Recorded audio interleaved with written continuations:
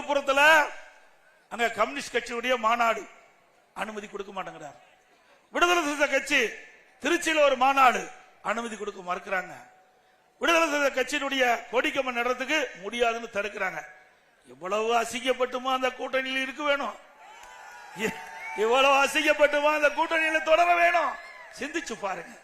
அனைத்து இந்திய அண்ணா திராவிட முன்னேற்ற கழகத்தை பொறுத்த வரைக்கும் எங்க கூட்டணியில் சேர்கின்றவர்களுக்கு ரத்தன கம்பளம் விரிச்சு வரவிருக்கின்ற கட்சி அண்ணா திமுக கட்சி. இவரது அழைப்பை இந்திய கம்யூனிஸ்ட் கட்சி நிராகரிக்கிறது. ஏன் நிராகரிக்குது அப்படின்னா, நீங்கள் சேர்ந்திருக்கிற இடம் மிக மிக மோசமான இடம். ஒரு வகுப்புவாத வெறி பிடித்த ஒரு கட்சி, அரசியலமைப்பு சட்டத்தை துச்சமென மதிக்கிற கட்சி, மதச்சார்பின்மை கொள்கைக்கு எதிராக செயல்படக்கூடிய கட்சி. அந்த கட்சியோடு சேர்ந்து கொண்டு மற்றவர்களையும் அழைப்பது மிகச்சிறந்த நகைச்சுவை. 2025ஆம் ஆண்டில் மிகச்சிறந்த நகைச்சுவை எது அப்படின்னா, எடப்பாடி பழனிசாமி சிதம்பரத்தில் பேசியதான். அது மட்டும் இல்லாமல் ரத்தன கம்பளம் விரித்து வரவிருக்கிற ரத்தன கம்பளம் அல்லது அவர் போய்கிட்டு இருக்கிற அந்த கம்பளம் வந்து இரத்தக்கரை வடிந்த கம்பளம். அது இரத்தக்கரை படிந்த கம்பளம். அந்த பாரதிய ஜனதா கட்சி கரை படிந்த கம்பளத்தில் அவர் போய்கிட்டு இருக்காரு. அந்த கரைவடைந்த அந்த கம்பளத்தில் இந்திய கம்யூனிஸ்ட் கட்சியோ திமுக இருக்கிற மற்ற எந்த தோழமை கட்சிகளும் ஒருபோதும் பயணிக்காது. இதுவெல்லாம் கூட்டணியில், திமுக தலைமையிலான கூட்டணியில் ஒரு குழப்பத்தை உருவாக்குவதற்கான முயற்சியை தவிர அதில் வேறு எந்த உண்மையும் இல்லை, அல்லது வலுவான ஒரு வாதமும் இல்லை. கட்சி நெருக்கடிகளை சந்தித்து தான் வளர முடியும். அதிமுக ஆட்சியிலும் எங்களுக்கு நெருக்கடி இருந்தது. அதுபோல் ஒவ்வொரு காலகட்டத்திலும் நெருக்கடிகளை சந்தித்து அங்குலம் அங்குலமாக நாங்கள் எங்களை வலுப்படுத்தி வந்திருக்கிறோம். இன்றைக்கு ஒரு அங்கீகாரத்தையும் பெற்றிருக்கிறோம். இதை பொதுவெளியில் நாங்கள் சொல்லுவதால் அவமானப்படுகிறோம் என்பதை போன்ற ஒரு தோற்றத்தை அவர்கள் ஏற்படுத்த முயற்சிக்கிறார்கள். அது உண்மை அல்ல. கூட்டணி ஆட்சி இல்ல, எங்களுடைய கூட்டணி ஆட்சி அமைக்கணும் சொல்றேன். கூட்டணி ஆட்சி அமைக்கணும் சொல்றேன். நீங்க தவறா புரிஞ்சுக்கிட்டு வெளிப்பட்ட நான் என்ன, நான் தான் தெளிவா சொல்லிட்டுல. நல்லா புரிஞ்சுங்க. இந்த கட்சிக்கு யார் கூட்டணி தலைமை தாங்குது சொல்லுங்க, நீங்களே சொல்லுங்க. அப்புறம் நான் எடுக்கிற முடிவு தானே. அப்புறம் யார் முதலமைச்சர் ஆகிறாங்க, யார் ஆட்சி அமைக்குது சொல்லுங்க, நீங்க சொல்லுங்க. முடிய நாங்க கேட்கறோம். நீங்க எங்களை கேள்வி கேட்டீங்களா? நாங்க தெளிவுபடுத்திட்டோம். நாங்க இருவரும் அமர்ந்து தெளிவுபடுத்தியாச்சு. அதுல இந்த கூட்டணிக்கு அதிமுக தலைமை தாங்க, அதிமுக ஆட்சி அமைக்கும். அதுல இபிஎஸ் இன்னும் உங்களுக்கு தெளிவுபடுத்தணும். ஆனா மிக தெளிவாக உள்துறை அமைச்சர் அவர்கள், இந்த கூட்டணியை உருவாக்கியவர் அவர்கள், இந்த கூட்டணி எப்படி இருக்க வேண்டும் என்று நினைத்தவர்கள் ஒரு கருத்தை சொல்லிய பிறகு அந்த கருத்தை தொண்டனாக நான் எப்படி மாற்றி பேச முடியும்? நண்பர்கள் புரிஞ்சுக்கணும். என்னுடைய தலைவர் அமித்ஷா அவர்கள் சொல்வதைத்தான் நான் கேட்டாக வேண்டும். அவர் ஒரு முறை அல்ல, தினமலர் பத்திரிகையில், தினத்தந்தி பத்திரிகையில், இந்தியன் எக்ஸ்பிரஸ் பத்திரிகையில் மிக தெளிவாக சொல்லிய பிறகு ஒரு தொண்டனாக என்னுடைய கருத்தை மாற்றிக்கொண்டு கூட்டணி ஆட்சி இல்லைன்னு நான் சொன்னேன்னா, நான் இந்த கட்சியில் தொண்டனாக இருப்பதற்கு எனக்கு தகுதி இல்லைன்னு அர்த்தம். அதனால் அமித்ஷாஜி அவர்கள் தொடர்ந்து சொல்கிறாங்க, ஒரு முறை அல்ல, 2 முறை அல்ல, 3வது முறை. இதில் அதிமுகவுக்கு மாற்று கருத்து இருக்குன்னா கண்டிப்பாக அவங்க அமித்ஷாஜியோட பேசலாம், கண்டிப்பாக அவங்க பேசி ஒரு முடிவெடுக்கலாம். ஆனால் என்னுடைய தலைவர்கள் சொல்லாதவரை நான் எப்படி கட்சி எடுக்கக்கூடிய ஸ்டாண்ட்லேருந்து பின்னாடி போக முடியும்? ஒரு திரைப்படத்தில் வடிவேலு ரவுடிகளை கைது பண்ணி போலீஸில் அழைச்சிட்டு போகும்போது நானும் தான் ரவுடி, நானும் தான் ரவுடி, நானும் தான் ரவுடின்னு போய் வண்டியில் ஏறுவார். அது மாதிரி எடப்பாடி பழனிசாமி நான் தான் கூட்டணிக்கு தலைவர், நான் தான் முதலமைச்சர் என்று இவர் தன்னைத்தானே அறிவித்துக் கொள்கிறாரே தவிர பாரதிய ஜனதா கட்சி இவரை முதல்வர் வேட்பாளராக அறிவிக்கவில்லை. இந்த கூட்டணிக்கு அதிமுக தான் எடப்பாடி பழனிசாமி தலைவர்னு அறிவிக்கலை. அமித்ஷா திரும்ப திரும்ப சொல்கிறார், கூட்டணி ஆட்சி தான், அந்த ஆட்சியில் பாஜக பங்கு பெறும் என்பதை திட்டவட்டமாக தெரிவிக்கிறார். இன்னும் சொல்லப்போனால் முதலமைச்சர் வேட்பாளர் யார் அப்படிங்கிறத கூட எடப்பாடி பழனிசாமின்னு அமித்ஷா ஒருபோதும் சொல்லலை. அதை அதிமுக கூடி அவங்க முடிவு பண்ணி சொல்லுவாங்க என்று சொல்லுகிறார். ஆனால் இவர் தன்னைத்தானே இப்படி சொல்லி கொண்டிருக்கிறார்.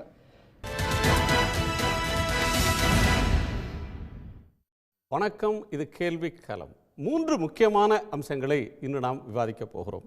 ஒன்று, எடப்பாடி பழனிசாமி அவர்கள் கம்யூனிஸ்ட் கட்சிகளுக்கும் விடுதலை சிறுத்தைகளுக்கும் விடுத்த அழைப்பை, இரத்தின கலம்பலம் விரித்து அவர்களை அழைக்கிறோம் என்று அழைத்த அழைப்பை இந்த கட்சியின் தலைவர்கள் நிராகரித்திருக்கிறார்கள்.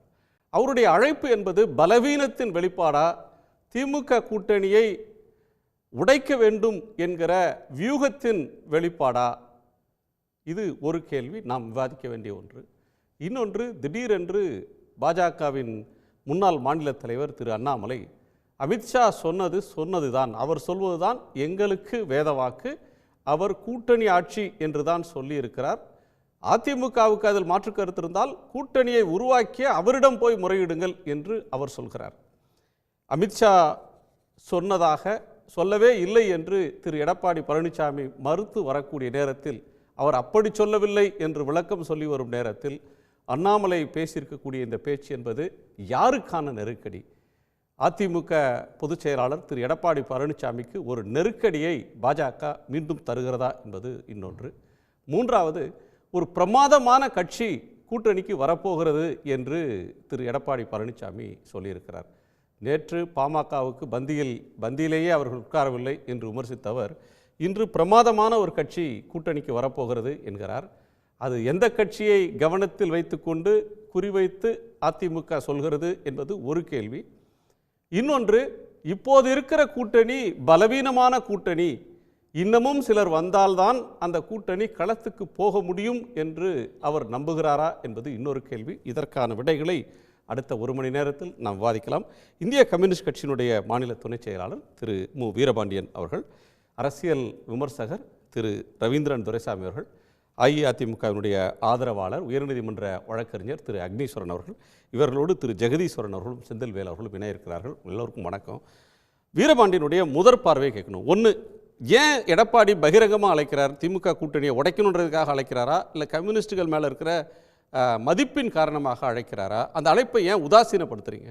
அவர் ரத்தன கம்பளம் வைத்து வரவேற்றாலும் சரி, முத்து பவளம் முக்கணி சர்க்கரையை வைத்து எங்களை அழைத்தாலும் சரி, பிஜேபி இருக்கிற இடத்தில் கொள்கை கோட்பாட்டின்படி எங்களால் அந்த அருகில் கூட செல்ல முடியாது.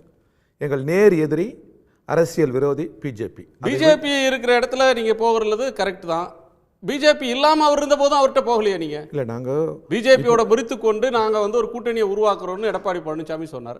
அப்பவும் கம்யூனிஸ்ட் கட்சிகள் அந்த பக்கம் போகலையே. நாங்கள் திராவிட முன்னேற்ற கழகம் கொள்கை அளவில் நாங்கள் உடன்பாடு கண்டு ஜனநாயக முற்போக்கு கூட்டணி, மதசார்பற்ற முற்போக்கு கூட்டணியை வைத்து நாங்கள் தேர்தலில் வெற்றி பெற்றிருக்கிறோம். இந்த கூட்டணி ஒரு வெற்றி கூட்டணி. எனவே இந்த கூட்டணியை உடைப்பதற்கான முயற்சியாக இதை பார்க்கிறோம். அங்கே ஒரு கூட்டணி இன்னும் அமையல, உருபெறல, கூட்டணியே உருபெறவே இல்லை, அது வடிவம் பெறவே இல்லை. அதாவது இந்த கூட்டணியின் தலைவராக மாண்புமிகு எடப்பாடி அவர்களை ஏற்கவில்லை அமித்ஷா. அவர் என்ன சொல்ல வர்றாருனாக்கா, கூட்டணி ஆட்சிங்கிறாரு. கூட்டணி ஆட்சி இல்லைங்கிறாரு இவர். இப்போ யார் சொல்வது ஏற்பது? யார் இந்த கூட்டணியை உருவாக்குவது? இந்த கூட்டணியை உருவாக்கியது நாங்கள் தான் என்று அண்ணாமலை சொல்கிறார். கூட்டணியை உருவாக்கியது அதன் தலைவர் நான் என்கிறார். இதில் எது உண்மை? எனவே இன்னும் கூட்டணி உருவரவில்லை. அந்த கூட்டணிக்கு யார் தலைவர்? தமிழ்நாட்டுக்கு இபிஎஸ் இப்படித்தான் அவர் சொன்னார்னு இபிஎஸ் சொல்றாரு. சொல்ல சொல்லுங்க, இன்னொரு முறை சொல்ல சொல்லுங்க. அமித்ஷா சொல்ல சொல்லுங்க. கூட்டணி ஆட்சி ஏன் சொல்றாரு அவரு? ஆட்சியில் பங்கு ஏன் சொல்றாங்க இவங்க? ஆட்சியில் பங்கு இல்லை, கூட்டணி ஆட்சியில் இவர் ஏன் சொல்றாரு? எனவே அருகில் வர முடியவில்லை. ஏன்னா கொள்கையை அருகில் வர வைக்க நெருங்க முடியல. பிஜேபி கொள்கை என்பது அதிமுக கொள்கை என்பது நெருங்கி வராது, பொருந்தி வராது என்பது இதன் மூலமும் அப்பட்டமாக வெளிப்படுகிறது. நீங்க அப்படி சொல்றீங்க. என்னைக்கு ஏடிஎம்கேவும் பிஜேபியும் கூட்டணி சேர்ந்தாங்களோ அன்னையிலிருந்து திமுக கூட்டணியில் இருக்கிற எல்லோருக்கும் தூக்கம் தொலைஞ்சு போச்சு, தோல்வி ஜுரம் வந்துருச்சுன்னு சொல்றாங்களே ஏடிஎம்கேல. அது உண்மை என்னன்னா, அங்கதான் தூக்கம் தொலைந்து விட்டது, அங்கதான் ஜுரம். இங்க நாங்கள் மிக மகிழ்ச்சியாக இருக்கிறோம். ஏனென்றால் இது வெற்றி கூட்டணி. இந்த கூட்டணி வலுவாக இருக்கிறது. எதன் பொருட்டும் இதை உடைக்க முடியாது என்பது எல்லோருக்கும் தெரியும். இந்த கூட்டணி தான் ஆட்சி அமைக்கும் என்பதும் எல்லோருக்கும் தெரியும். எனவே இதை உடைப்பதற்கான வழிவகைகளை தேடுகிறார். அதனால தான் அவர் உளறுகிறார். சரி, பிரமாதமான ஒரு கூட்டணி வரப்போகுது, கட்சிக்கு பிரமாதமான ஒரு கட்சி அல்லது பிரம்மாண்டமான ஒரு கட்சி கூட்டணிக்கு வரப்போகுதுன்றார். யாரை இலக்காக? அது ஒரு பகல் கனவாக இருக்கும். பகலில் அவர் கனவு கொண்டிருப்பார். இரவில் தூங்காத காரணத்தினால் பகலில் அவர் உறக்கம் வந்திருக்கும். அந்த கனவு அது. பிரமாதமான கட்சி என்று எந்த கட்சியை சொல்கிறார்? பிரமாதமான கட்சியெல்லாம் இங்கே இருக்கேன். கம்யூனிஸ்டுகள் இருக்கிறோம், விடுதலை சிறுத்தைகள் இருக்கிறது, திராவிட முன்னேற்ற கழகம் இருக்குது. இதான் கொள்கை வழியில் பிரமாதமான கட்சி.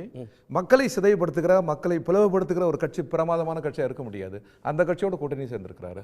அதோடு பார்க்கிறது இங்கே தான் பிரமாதமான கட்சி இருக்கிறது. கொள்கை வழியில் நாடு உருவர வேண்டும், அரசியல் சாசனம் பாதுகாக்கப்பட வேண்டும், ஜனநாயக நெறிகள் பாதுகாக்கப்பட வேண்டும், எல்லாவற்றுக்கும் மேலாக மக்கள் அடிப்படைவாதங்கள் ஏதுமில்லாமல் ஒற்றுமையாக இருக்க வேண்டும் என்கிற கொள்கை எங்கே இருக்கு? இங்கே தான் இருக்கு. எனவே இங்கே இருக்கிற கட்சி எல்லாமே பிரமாதமான கட்சி தான். அங்கே அவ்வாறு இல்லை. எனவே அது பகலில் உறங்குகிற காரணத்தினால் வந்திருக்கிற வார்த்தைகளாக இருக்கக்கூடும்.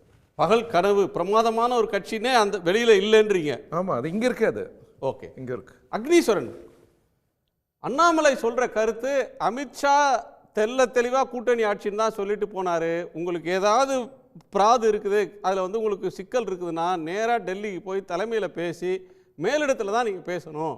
அவர் சொன்ன கருத்து தான் எங்கள் கருத்துன்னு ஒன்று சொல்கிறார். எடப்பாடி பழனிசாமி அவர்களுக்கு ஏடிஎம்கேக்கு ஒரு நெருக்கடியை இந்த நேரத்தில் பிஜேபி தருதான்னு ஒன்று. 2, கூட்டணி கட்சிகள் நிராகரிச்சிருக்காங்க. கம்யூனிஸ்ட் கட்சிகளுக்கும் விசிகாவுக்கும் ரத்தன கம்பளத்தை விரிச்சாரு. ஒருத்தர் வந்து இது ரத்தன கம்பளம் இல்லை, வஞ்சக வலை அப்படின்னு சிபிஎம் சொல்லுது. இது ரத்த கரைபடிந்த கம்பளம்னு சிபிஐ சொல்லுது. வருந்தி அழைச்சாலும் வருவதற்கு தயாரா இல்லை அப்படின்றது ஏடிஎம்கேவோட பலவீனத்தை காட்டுதா?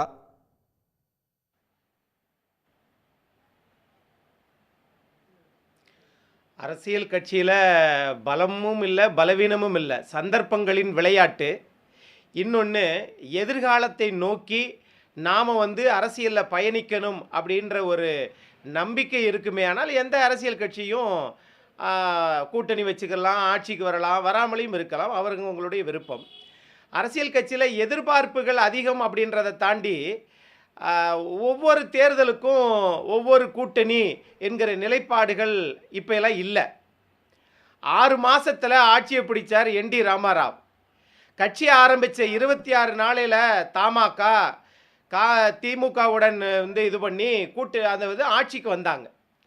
கூட்டணி அரசாங்கம் இல்லை, ஆனாலும் ஆட்சிக்கு வந்தாருங்க. அதே மாதிரி தான் புரட்சித் தலைவர் எம்ஜிஆர் 72 கட்சி ஆரம்பித்து திண்டுக்கல் நாடாளுமன்ற இடைத்தேர்தல், அதுக்கு பிறகு பாண்டிச்சேரியில் ஆட்சிக்கு வந்தாங்க, அதற்கு பிறகு தமிழ்நாட்டில் ஆட்சிக்கு வந்தாங்க. ஆக அப்படிப்பட்ட ஒரு இயக்கம் ஒரு அதாவது ஒரு பத்திரிக்கை கொடுக்குறோம் அல்லது ஒரு நல்லதோ கெட்டதோ, அதே மாதிரி தான் ஒரு வீட்டில் என்ன நடைமுறை பின்பற்றுமோ அதே தான் மாண்புமிகு எதிர்க்கட்சி தலைவரும் முன்னாள் முதலமைச்சரும் அரசியல் கட்சியில கூட்டணிக்கு சொல்றாங்க. அவ்வளவுதான் சார். நீங்க அங்கே நாடாளுமன்ற தேர்தலின் போது பிஜேபியோட கூட்டணி இல்லாத நேரத்திலேயே எடப்பாடி பழனிசாமி அவர்களோடு கைகோர்க்க மறுத்த கம்யூனிஸ்ட் கட்சிகள், விடுதலை சிறுத்தை கட்சி போன்றவை இப்ப பிஜேபியோட இவர் கூட்டணியில் இருந்துட்டு கூப்பிட்டாங்கன்னா வருவார்களா? அப்படி இருந்தும் அவர் கூப்பிடுறாருன்னா அவருக்கு ஒரு டெஸ்பரேஷன் இருக்கா, ஒரு விரக்தி, இந்த பிஜேபி கூட்டணியோட ஒர்க் ஆகாது அப்படின்னு ஒரு டெஸ்பரேஷன்ல கூப்பிடுறாரா? சார், நீங்க அனுபவம் மிகுந்தவர், அனுபவம் மிகுந்த அரசியல் கட்சிகள் 1000 வார்த்தைகளை நீங்கள் கொட்டி தீர்த்தாலும், நீங்கள் வஞ்சக பதில்களை சொன்னாலும், எல்லாவற்றையும் விட எதிர்த்து தாக்குவது எளிது. ஒருத்தர் போட்டு 10 பேர் அடிக்கலாம், ஆனால் 10 பேர் அடியையும் ஒருவர் தாங்குகிற மனநிலை இருக்கிறது அல்லவா? இதைத்தான் அரிஸ்டாட்டில் சொன்னார். அரிஸ்டாட்டில் சொன்ன சில பேருக்கு பிடிக்க மாட்டேங்குது. எல்லா எதிர்ப்புகளையும் எல்லா அவமானங்களையும் தாங்கித்தான் ஆளுமை மிக்க ஜெயலலிதா மறைவுக்கு பிறகு இப்ப இங்க சொல்லுகிற போது ரத்தன சிகப்பு கம்பளம் என்று சொன்னால் அந்த வார்த்தையை இவங்க இல்ல அது ரத்த வெறிபிடித்தது அப்படிங்கிறாங்க. கரெக்ட். அந்த ரத்த வெறிபிடித்த பாஜகவுடன் திமுக கூட்டணி மந்திரி சபையில் பாஜக கூட்டணியில் இருந்துச்சா இல்லையா? அன்னைக்கெல்லாம் ரத்தன சிகப்பு கம்பளம் ரத்த வெறி பிடித்தது இல்லையா? இன்னைக்கு மாறிடுச்சோ? ஆகவே அரசியல் கட்சிகள் நீங்க அந்த திராவிட முன்னேற்ற கழகத்துக்கு ஆட்சிக்கு வரும் வரை நாங்கள் எங்கள் கட்சியை எங்கள் கொள்கைகளை குழி தோண்டி புதைத்து விட்டோம் என்றுதான் நினைக்கிறார்களா? எனக்கு ஒன்றும் புரியல. நாங்க கொள்கைக்காகன்றீங்க, சரி ரத்த வெறி பிடித்தன்றீங்கல்ல, ரைட், அது ஏடிஎம்கே பிஜேபி இருக்கிற இடத்துல கம்யூனிஸ்டுகளும் விசிகாவும் சேர்ந்துக்கிறது தான் கொள்கைன்னு சொல்ல வரீங்களா? சரி, ஒரு பக்கம் அண்ணாமலை போட்டு தாக்குறாரு, அதுக்கு என்ன பதில்? இபிஎஸ் கொடுக்கிற விளக்கத்தை அவர் நிராகரிக்கிறாரு. இல்ல அமித்ஷா சொன்னது கோயலிஷன் கவர்மெண்ட் தான், உங்களுக்கு சந்தேகம் இருந்தா நீங்க போய் மாற்று கருத்து இருந்தா டெல்லியில போய் முறையிடுங்க அப்படின்னு சொல்றாரு. சார், அவர் பேச்சுக்கெல்லாம் நான் பதில் சொல்ல விரும்பல சார். தமிழ்நாட்டில் பாரதிய ஜனதா கட்சியினுடைய தலைவர் மாண்புமிகு முன்னாள் அமைச்சர் திரு நயினார் நாகேந்திரன் எந்த கருத்தை சொல்லுகிறாரோ அந்த கருத்தையாவது திராவிட முன்னேற்ற கழக கூட்டணி எடுத்துக்கொண்டு ஆய்வு செய்தால் நீங்கள் ஜனநாயக கூட்டணியில் ஜனநாயகமான கட்சியில் பயணிக்கிறீங்கன்னு அர்த்தம்.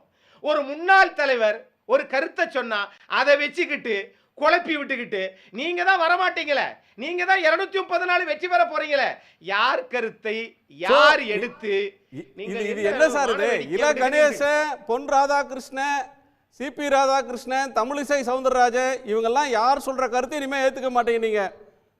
Only Nainar or JP Nadda, Amit Shah சொல்ற கருத்தை கூட ஏத்துக்க மாட்டீங்க போல. அகில இந்திய பிஜேபியோட தலைவர் நட்டா சொன்னாதான் அது அபிஷியல் ஸ்டேட்மெண்ட். இவர் யாருங்க, உள்துறை அமைச்சர் தானே அப்படின்னு கூட கேட்பீங்க போல் இருக்க. ஆனா அந்த மடம் ஆகாட்டி சந்தமுடன் பேசுறவன் நான் கிடையாது சார். இன்றைய தலைவர், அதற்காக நீங்க திரு சிபி ராதாகிருஷ்ணன் ஆளுநராக இருக்கிறவங்க, முன்னாள் ஆளுநர் அவங்க வந்து திருமதி தமிழிசை சவுந்தரராஜன் அவங்களெல்லாம் கொண்டு வந்து ஏன் சார் இவரோட சேர்க்கிறீங்க? அவர்களெல்லாம் முன்னாள் மாநில தலைவர் தானே சார். அவர்களெல்லாம் அண்ணாவை சார், அவங்கெல்லாம் அண்ணாவை குறை பேசினாங்களா சார்? குணா சார், கொஞ்சம் நான் மனசாட்சியோடு நான் பேசுறேன் சார். அவங்கெல்லாம் அண்ணாவை குறை பேசினார்களா? அவங்கெல்லாம் மறைந்து போன புரட்சி தலைவி அம்மா அவர்களை குறை பேசினார்களா? அந்த அரசாங்கம் வந்து வெளியில ஏதோ ஆயிடுச்சு அப்படி சொன்னாங்களா? இல்லையே. ஆகவே தன் வாய் ஒரு மரத்தின் தன்மையை அந்த மரத்திலிருந்து வரக்கூடிய கனிகளிலிருந்து நீங்கள் பார்த்துக்கலாம் சார். அதே போல ஒரு மனிதனுடைய தன்மையை அவன் வாயிலிருந்து வரக்கூடிய வார்த்தைகளிலிருந்து நீங்கள் கணிக்க முடியும். ஆகவே அரசியல் என்பது எதையும் எதிர்கொள்வது. ஒருவரை 1000 விமர்சனங்கள் வைக்கலாம், ஆனால் அந்த இடத்தில் நீங்கள் போய், நீங்கள் தான் உங்கள் இல்லை சார், அந்த இடத்தில் உங்களோடு கூட்டணி கட்சிகள் இருக்கிற எந்த கட்சியும் இன்னைக்கு எல்லாமே அவங்க திமுகவை மாறி ரொம்ப நாள் ஆச்சு. உப்பு போடுகிற போது கண்ணுக்கு தெரியும், ஆனா கூட்டணியில இருக்கிற அண்ணாமலை நாளைக்கு சட்டமன்ற தேர்தலை நிக்க மாட்டார்னு உங்களால சொல்ல முடியாது. திரு அக்னி, ஒரு சப்ஜெக்ட்ல இருந்து இன்னொரு ஏரியாவுக்கு மாறுறீங்க. சேர்ந்த கட்சிகள் அதுல இருந்து இங்க வருவோம். பிஜேபி கூட்டணியில இருக்கிற பிஜேபியில ஒரு குறிப்பிடத்தக்க தலைவர் 3 மாசத்துக்கு முன்னாடி வரலையும் அவர் தான் தலைவர். அவர் சொல்றாரு அமித்ஷா பேசினதை மேற்கோள் காட்டி சொல்றாரு. மேற்கோள் காட்டி சொல்றாரு. இன்னைக்கே அவர் பேரை சொன்னா கை தட்டுறாங்க அந்த கட்சி தொண்டர்கள். அவர் கருத்தை நீங்க நிராகரிக்கிறீங்களா? அதுக்காக சார் அவர் சொன்னா கை தட்டுறாங்கன்றக்காக நானும் அடியேன்னு கை தட்டவா? தந்தை பெரியாரின் வாரிசு, பேரறிஞர் அண்ணாவினுடைய வாரிசு, புரட்சி தலைவர் எம்ஜிஆர் வளர்த்த கட்சி. ஆகவே அவர்களுக்காக நாங்களும் கைதட்டி செல்வோம் என்று நினைப்பவர்கள் நினைத்தால் அது அரசியலுக்கு ஏத்துக்கிறாது அப்படின்னு நான் பார்க்கிறேன். சரி சார், கூட்டணியில் இருந்துகிட்டே சொல்றத சேலஞ்சா பாக்குறீங்களா? கூட்டணியில் இருந்து கொண்டே அதை சொல்றாரு, அது வந்து கூட்டணியை சேலஞ்ச் பண்றாருன்னு அர்த்தமா? எடப்பாடி பழனிசாமியை பகிரங்கமாக நீங்க சொல்றது உண்மை இல்லைன்னு போட்டு உடைக்கிறாரா? அவர் வந்து பொதுவெளியில் என்ன சொல்றாரு? அமித்ஷா இப்படி சொல்லவே இல்லை, தேசிய ஜனநாயக கூட்டணி அரசு அமைக்கும் அப்படின்னு தான் சொன்னாரு, கூட்டணி ஆட்சி அமைக்கும் அப்படின்னு அவர் சொல்லலன்னு ஒரு கமா நடுவுல போடுறாரு. இல்ல, இபிஎஸ் சொல்றது உண்மை இல்ல, அமித்ஷா அப்படித்தான் சொன்னார்னு அண்ணாமலை சொல்றாரு. அது வந்து ஏடிஎம்கேக்கு வந்து ஒரு ஸ்ட்ராங்கான மெசேஜை சொல்றாரா? நீங்க நினைக்கிற மாதிரி இல்ல சார் அப்படின்றாரா? சார் அதற்கு பதில் இல்லை சார். அடியேன் அதற்கு பதில் சொல்லுவதற்கும் தயாராகவும் இல்லை சார். தமிழ்நாட்டில் பாஜக கட்சியினுடைய மாநில தலைவர் திரு நயினார் நாகேந்திரன் அவர் என்ன சொல்லுகிறாரோ சார், நம்ம இன்சூரன்ஸில் நேற்று நைட்டு 12 மணியோட ஒரு இன்சூரன்ஸ் முடிஞ்சிருச்சுன்னா அடுத்த நாள் காலையில் ஒரு 5 மணிக்கு விபத்து ஏற்பட்டுருத்தா என்ன பண்ணுவாங்க? அப்போ நேற்று நைட்டு 12 மணிக்கே முடிஞ்சு போச்சுப்பா, அந்த விபத்து அந்த காப்பீடு வழங்கப்பட மாட்டாது என்பதுதான் சட்டமே. அதுபோலத்தான். ஆகவே இன்றைக்கு இருக்கக்கூடிய தலைவர்கள் பேசினால் அது ஏற்புக்குடையதா இருக்கும்னு நான் நினைக்கிறேன். ஆகவே 1000 கணைகள் வரட்டும். இருந்தாலும் காலாவதியான இன்சூரன்ஸ் மாதிரி சொல்றீங்களே, அரசியல்ல எல்லாருக்குமே ஒரு சே இருக்குங்க.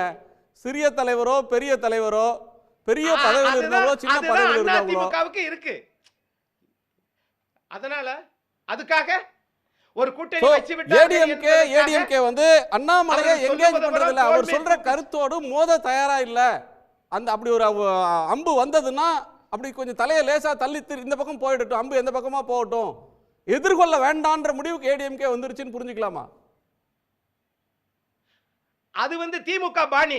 ஈழத்தில் வந்து போட்டு ஒட்டுமொத்த முள்ளிவாய்க்கால் வரைக்கும் அடிச்சு துவைச்ச போது அதை கண்டுக்கிறாம இருந்தாங்க பாருங்க. அப்படி தலை எப்படி பண்ணிட்டு அம்புகள்லாம் நேர விட்டாங்க பாருங்க. அன்னைக்கு திரு பிரணாப் முகர்ஜி வந்து ராணுவத்தெல்லாம் அனுப்பிச்சு விட்டார் பாருங்க. அந்த மாதிரி கட்சி எல்லாம் அண்ணா திராவிட முன்னேற்ற கழகம், அந்த மாதிரி தலைவர்கள் எல்லாம் அண்ணா திமுக தலைவர்கள். ஆகவே இது மாநிலத்திற்கான கட்சி. இங்க திமுகவுக்கும் அதிமுகவுக்கு தான் போட்டி. இங்க தமிழ்நாட்டில் மாநில சட்டமன்ற தேர்தல். ஆகையினால 3% வாக்குகளை தான் திமுக ஆட்சியவே பிடிச்சிச்சு. ஆனா இப்ப எதிர்மறை வாக்கு அதிகமா இருக்கல இந்த அரசாங்கத்தின் மீது. அதை மறைப்பதற்காக எப்ப பார்த்தாலும் அதிமுக கூட்டணி அவர் என்ன சொல்லுகிறார் இவர் என்ன சொல்லுகிறார் என்றால், இது திராவிட முன்னேற்ற கழகம் அதன் கூட்டணி கட்சிகளும் அதிமுகவினுடைய சுற்றுப்பிரயாணத்தை பார்த்து பயப்படுகிறது, அஞ்சுகிறது. அப்படிதான் நான் பார்க்கிறேன். ஓகே, நான் ரவீந்திரன் துரைசாமி அவர்கள்ட்ட கேட்கணும். அண்ணாமலையோட ஸ்டேட்மெண்ட்டை எப்படி புரிஞ்சுக்கிறீங்க? பிரமாதமான ஒரு கட்சி கூட்டணிக்கு வரும் அப்படின்னு இபிஎஸ் சொல்கிறாரு. அதை யாரை மனதில் வச்சு சொல்கிறார்? இந்த கூட்டணி தேராது, இன்னொரு பிரமாதமான கட்சி வந்தாதான் தேரும் அப்படின்ற இடத்துல இருந்து சொல்கிறாரா, இல்லை வேற ஒரு நம்பிக்கையை தொண்டர்களுக்கு ஊட்டுறதுக்கு சொல்கிறாரா? விசிகே அண்ட் கம்யூனிஸ்ட் கட்சிகள் இந்த அழைப்பை நிராகரிச்சதை நீங்கள் எப்படி பார்க்க? முதல்ல அண்ணாமலையோட கருத்துங்கிறது வந்து எல் முருகன், முன்னாள் மாநில தலைவர், மத்திய அமைச்சர் எல் முருகன் கருத்தை அண்ணாமலை வழிமொழிகிறார். எல் முருகன் தான் அமித்ஷா கருத்து எங்களுக்கு வேத வாக்குன்னு சொன்னதுமே அதை என்டால்ஸ் பண்ணி சொன்ன தமிழக பாஜகவோட முக்கிய தலைவர் எல் முருகன் மத்திய அமைச்சராக இருக்கிறாரு. எடப்பாடியோட அந்த பயணத்துக்கு கூட அவர் கலந்துக்கிட்டதை நம்ம நேரில் பார்த்தோம். அந்த கருத்தை அண்ணாமலை சொல்லும்போது தொண்டர்களின் கருத்துன்னு சொல்கிறாரு. அதற்கு அமித்ஷாவோட தந்தி பேட்டி, தினமலர் பேட்டி, இந்தியன் எக்ஸ்பிரஸ் பேட்டி 3ஐயும் அவர் முன்வைக்கிறார். இவர்கள் தான் லேட்டஸ்டான விஷயம். அதே வேளையில் இங்கே சென்னையில் வந்தபோது அமித்ஷா பேசினதிலேயே Edappadi Palaniswami prisoner of past ஆட்டு அதிலே ஸ்டிக் ஆன் பண்ணி நிற்கிறாரு. இதில் தொண்டர்கள் கருத்து இது கூட்டணின்னு தான் அமித்ஷா சொல்லியிருக்கிறாருங்கிறத சொல்லி எடப்பாடி பழனிசாமிக்கு பெரிய ஒரு நெருக்கடியை கொடுக்குறாரு. நீங்கள் இதில் மாற்றம் உண்டுன்னா இந்த கூட்டணி அமைச்சது நீங்களும் அமித்ஷாவும் அமித்ஷாட்டே பேசி மாற்றத்தை சொல்லிவிடுங்க. இப்போ தொண்டர்கள் கருத்தும் என்னோட கருத்தும் எல்முருகன் பெயர் சொல்லலை, எல்முருகன் கருத்தும் இப்போ கூட்டணி ஆட்சிங்கிறத அமித்ஷா சொல்லியிருக்கிறாரு. நீங்கள் இதை மறைச்சிட்டு பேசுகிறது சரியில்லைங்கிற ஒரு இண்டிகேஷனாக தான் அவர் வந்து எடப்பாடி பழனிசாமி கொடுத்துருக்கிறாரு. மற்றபடி இந்த இடத்துக்குள்ள கூட்டணி பிரச்சனை என்னென்னா, ஸ்டாலின் கொடுக்கறது எம்பி போஸ்ட்டு எம்எல்ஏ போஸ்ட்டுங்கிற இது 3 தேர்தலில் முடிவாயிருக்குது. எடப்பாடி பழனிசாமிக்கு ஓட் டிரான்ஸ்ஃபரிங் கெப்பாசிட்டி இல்லை, சீட் கன்வெர்ட்டிங் கெப்பாசிட்டி இல்லைங்கிற சூழ்நிலையில் தான் எடப்பாடி பழனிசாமி இருக்கிறார். அவர் பாஜக கூட்டணிக்குள்ளே அவர் வரும்போது அவரோட இருந்த ஒரே கூட்டணி கட்சி எஸ்டிபிஐ சகோதரர் முபாரக் பாய் மட்டும்தான் அவர் கூட கூட்டணியில் இருந்தார்.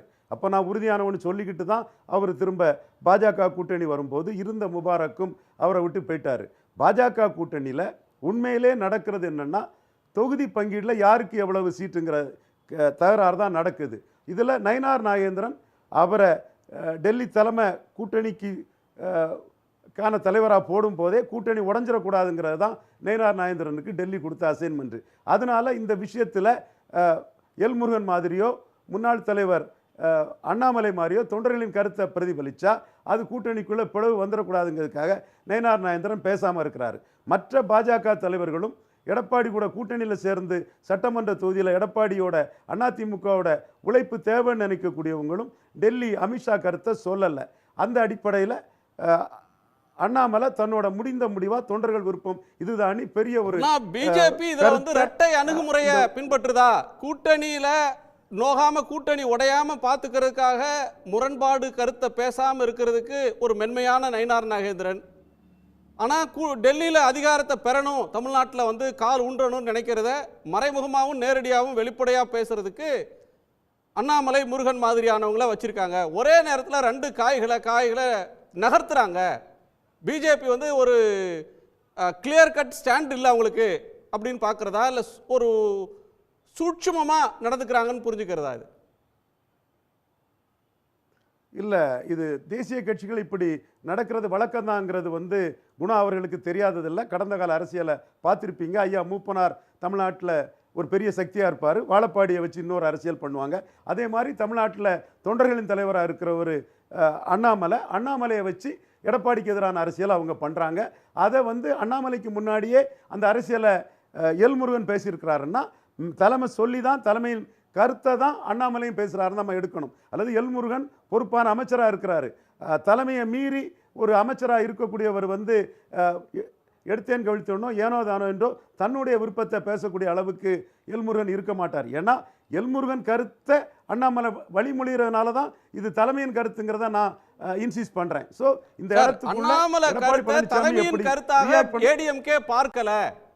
நயினார் சொல்ற கருத்தை தான் ஏடிஎம்கே வியூ எடுத்து அபிஷியலா எடுத்துக்கும். அண்ணாமலை பேசுவதை பிஜேபியோடைய அகில இந்திய தலைமையின் கருத்தாக அதிமுக பார்க்கவில்லை.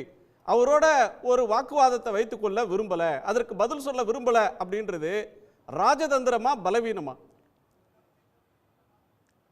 பலகீனம். இந்த கூட்டணி ஆட்சிங்கிற இதில் அமித்ஷா கருத்தை வந்து கட் அண்ட் ரைட்டாக பேசி இதனால கூட்டணியை உடஞ்சாலும் பரவாயில்லங்கிற எண்ணம் அதிமுகவுக்கும் இல்லை, பாஜகவுக்கும் இல்லை. ஏன்னா தனிச்சு நின்று ரெண்டு பேருமே ஒரு சீட்டு வராமல் தோல்வி அடைஞ்சவங்க.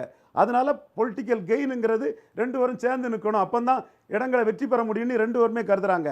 அதில் யாருக்கு என்ன லாபங்கிறதுல தான் இப்போ அவங்களுக்குள்ள தகராறு ஓடிட்டு இருக்கு. ஏற்கனவே மக்களவைத் தேர்தலில் 6 இடங்களுக்கு மேலே தர முடியாதுன்னு எடப்பாடி பழனிசாமி உறுதியாக இருந்தார். 12க்கு குறைஞ்சி கூட்டணி இல்லைன்னு அண்ணாமலை உறுதியாக இருந்தார். அந்த சீட் ஷேரிங் தான் மக்களவைத் தேர்தலே அவங்க பிரிஞ்சு போவதுக்கு காரணம். ஏன் 3வது முறை மோடி பிரதமராக வருவார், 330 சீட்டு மோடி வருவாருன்னு மோடிக்கு வலது பக்கத்தில் மோடிக்கு அடுத்தபடியாக இன்னைக்கு தான் நிதிஷ்குமாரும் சந்திரபாபு நாயுடும் எல்லாம் வந்திருக்காங்க. இவங்கள விட நம்பர் 2வா இருந்துக்கிட்டு இந்த சீட்டு தரலால் கூட்டணியை முறிச்சவர் தான் எடப்பாடி பழனிசாமி. இன்னொரு விஷயம் அவருக்கு என்னென்னா, அந்த ஜெயங்கொண்டன் அந்த கூட்டத்தில் அவர் பேசும்போது கிடைச்ச ஆதரவை பார்த்து அவர் என்ன சொன்னாருன்னா, என்டிஏ கூட்டணியில் பாமக இருக்கிறது, பாமகவில் உள்ள டாக்டர் ஐயா அன்புமணி இதை பற்றியெல்லாம் அவர் மென்ஷன் பண்ணலை. ஒரு சிங்கிள் என்டிட்டியாக தான் பாமகவை மென்ஷன் பண்ணுறாரு. என்டிஏ கூட்டணியில் பாமக இருக்கிறது, அந்த பாமக எங்கள் கூட்டணிக்கு வரும்னு அவர் சொல்கிறாரு. கைத்தட்டலை பார்த்ததும் சற்று உணர்ச்சி வசப்பட்டு பாமக எங்கள் கூட்டணிக்கு வருங்கிறத அந்த கூடுதல் கைத்தட்ட பெறதுக்கு அதை பேசிட்டாரு. அதுபோல் கூடுதல் கைத்தட்ட தெளிவாக பெற்றார். ஒரு தலைவர் உணர்ச்சி வசப்படக்கூடாது, பொதுவாக ரொம்ப தெளிவாக ஷார்ப்பாக அரசியல் பண்ணக்கூடிய ஐயா எடப்பாடி பழனிசாமி அந்த இடத்துல ஒரு பிரமாதமான கட்சி கூட்டணிக்கு வரும்னு அப்புறமா பேசினது பாமகவை தான் நினைக்கிறீங்களா? அந்த இடம்தான் பாமக 4 அமைச்சர்கள் மந்திரி சபையில் இருப்பாங்கன்னு திருப்பி கூட்டணி மந்திரி சபைங்கிறத பாஜகவின் குரலை பாமகவும் எதிரொலிச்சதுனால சம்பந்தமே இல்லாமல் 2024 1% கட்சி பலம் கொண்ட ஒரு கட்சி கூட இவரோட கூட்டணிக்கு பாஜக இல்லாத போதும் வரலங்கிறத கூட மறந்து பிரிசனராக பாஸ்டாட்டு விசிகாவுக்கும் கம்யூனிஸ்டுகளுக்கும் வந்தால் பெரிய ரத்தின கம்பளம் விரிச்ச வரவேற்பை கொடுக்கும்னு சொன்னார். ஏற்கனவே இவர் தான் சொன்னார், இவங்க எதுக்கு கட்சி நடத்தணும், அவங்க திமுகவட்டே போயிட்டாங்க, இந்த மாதிரி கடுமையாக அந்த கட்சிகளை விமர்சித்து பேசினவர் இந்த பாமகவுக்கு முக்கியத்துவம் கொடுத்து பாமக அவரை திருப்பி 4 மந்திரி இருந்தால் தான் எங்களுக்கு கூட்டணின்னு சொன்னவும் அதில் டேமேஜ் கண்ட்ரோல் பண்ணுறதுக்காக சம்பந்தம் இல்லாமல் குழம்பி போய் விடுதலை சிறுத்தைகளையும் கம்யூனிஸ்டுகளையும் அவர் அழைச்சார். கம்யூனிஸ்டுகளையும் விடுதலை சிறுத்தைகளையும் அழைச்சதில் முன்னுக்கு பின் முழுக்க முரண்பாடு, குழப்பம், எந்த லாஜிக்குமே இல்லை. இப்போ எடப்பாடி பழனிசாமி இந்த சிக்கல்லேருந்து எப்படி தப்புறதுங்கிறதுல பெரும் குழப்பத்தில் இருக்கிறாரு. கிளியர் கட்டாக அவர் இதில் நிலைப்பாடு எடுத்து போக முடியல. ஒரு விஷயம் பேசினது தலைமையுடைய கருத்து தான், அதுல மாற்று கருத்து ஒன்றும் வச்சுக்க தேவையில்லை அப்படின்ற ஒன்றும், பாமகவும் அதிகாரத்தில் பங்கு கேட்கறதுனால விசிக கம்யூனிஸ்டுகளை கூப்பிட்டு திசை திருப்ப பார்க்கிறார், ஒரு குழப்பத்தில் இருக்கிறாரு அப்படின்னு சொல்றாரு. அதாவது சார், அரசியல் கட்சிக்கு குழப்பம் ஒன்றும் இல்லை சார். இருக்கிற எல்லா பிரச்சனைகளையும் எதிர்கொள்ளுவதான அரசியல் கட்சியினுடைய நோக்கம். நாட்டு பிரச்சனையே தீர்க்க போறேன்னு சொல்லிட்டு ஒரு கட்சிக்குள்ள ஒரு பிரச்சனை நடந்ததுன்னா அதை தீர்க்க மாட்டாங்களா என்ன? ஆனால் ஒரு அரசியல் கட்சி அப்படிங்கிறது தொடர்ந்து பல தேர்தல்களை நாங்கள் ஒரே கட்சியோட இருக்கிறோம் அப்படின்னு சொன்னதெல்லாம் உண்மைதான். ஆனால் இப்போ அதிமுக பாஜக கூட்டணி என்பதில் மாற்றமே இல்லை. ஆனால் இங்க தனிப்பெரும்பான்மையுடன் பிஜேபி கூட்டணியில மாற்றமே இல்லைன்னா பிஜேபியோட ஒரு நாளும் கூட்டு சேர மாட்டோம்னு சொல்ற விசிகாவையும் வாழ்நாள் முழுக்க கூட்டணியே சேராத கம்யூனிஸ்டையும் எந்த லாஜிக்கோட சார் அழைக்கிறாரு? அவங்கெல்லாம் திமுகவோட முழுக்க சேர்ந்துட்டாங்க அப்படின்றது சில நேரத்தில் அவங்க பதிலை வச்சு தானே தெரிஞ்சுக்கிறோம். இப்போ கேட்காம இருந்தா என்ன பண்ணுவீங்க? ஒரு பத்திரிக்கை கொடுக்கலனா, எப்பா எனக்கு பத்திரிக்கை கொடுக்கலையா, கொடுத்திருந்தா நான் வந்து ஒரு 5 லட்சம் ரூபாய் மொய் செஞ்சிருப்பேனே அப்படிங்கிறது அனைத்து கட்சி கூட்டமாக பத்திரிக்கை கொடுக்கறதுக்கு நீங்க சேர்ந்து பயணிக்கிறது கூட்டணி கூப்பிடுறீங்க. ஒரு அரசியல் கட்சி ஒரு அரசியல் கட்சி அதான் சார், ஒரு தனி மனிதர்களே ஒரு ஒரு ஒரு வீட்டில் விசேஷம்னா நம்ம சொந்தக்காரங்க பந்தக்காரங்களை விட பழகின நட்பையும் சேர்த்து தான் அழைப்போம்.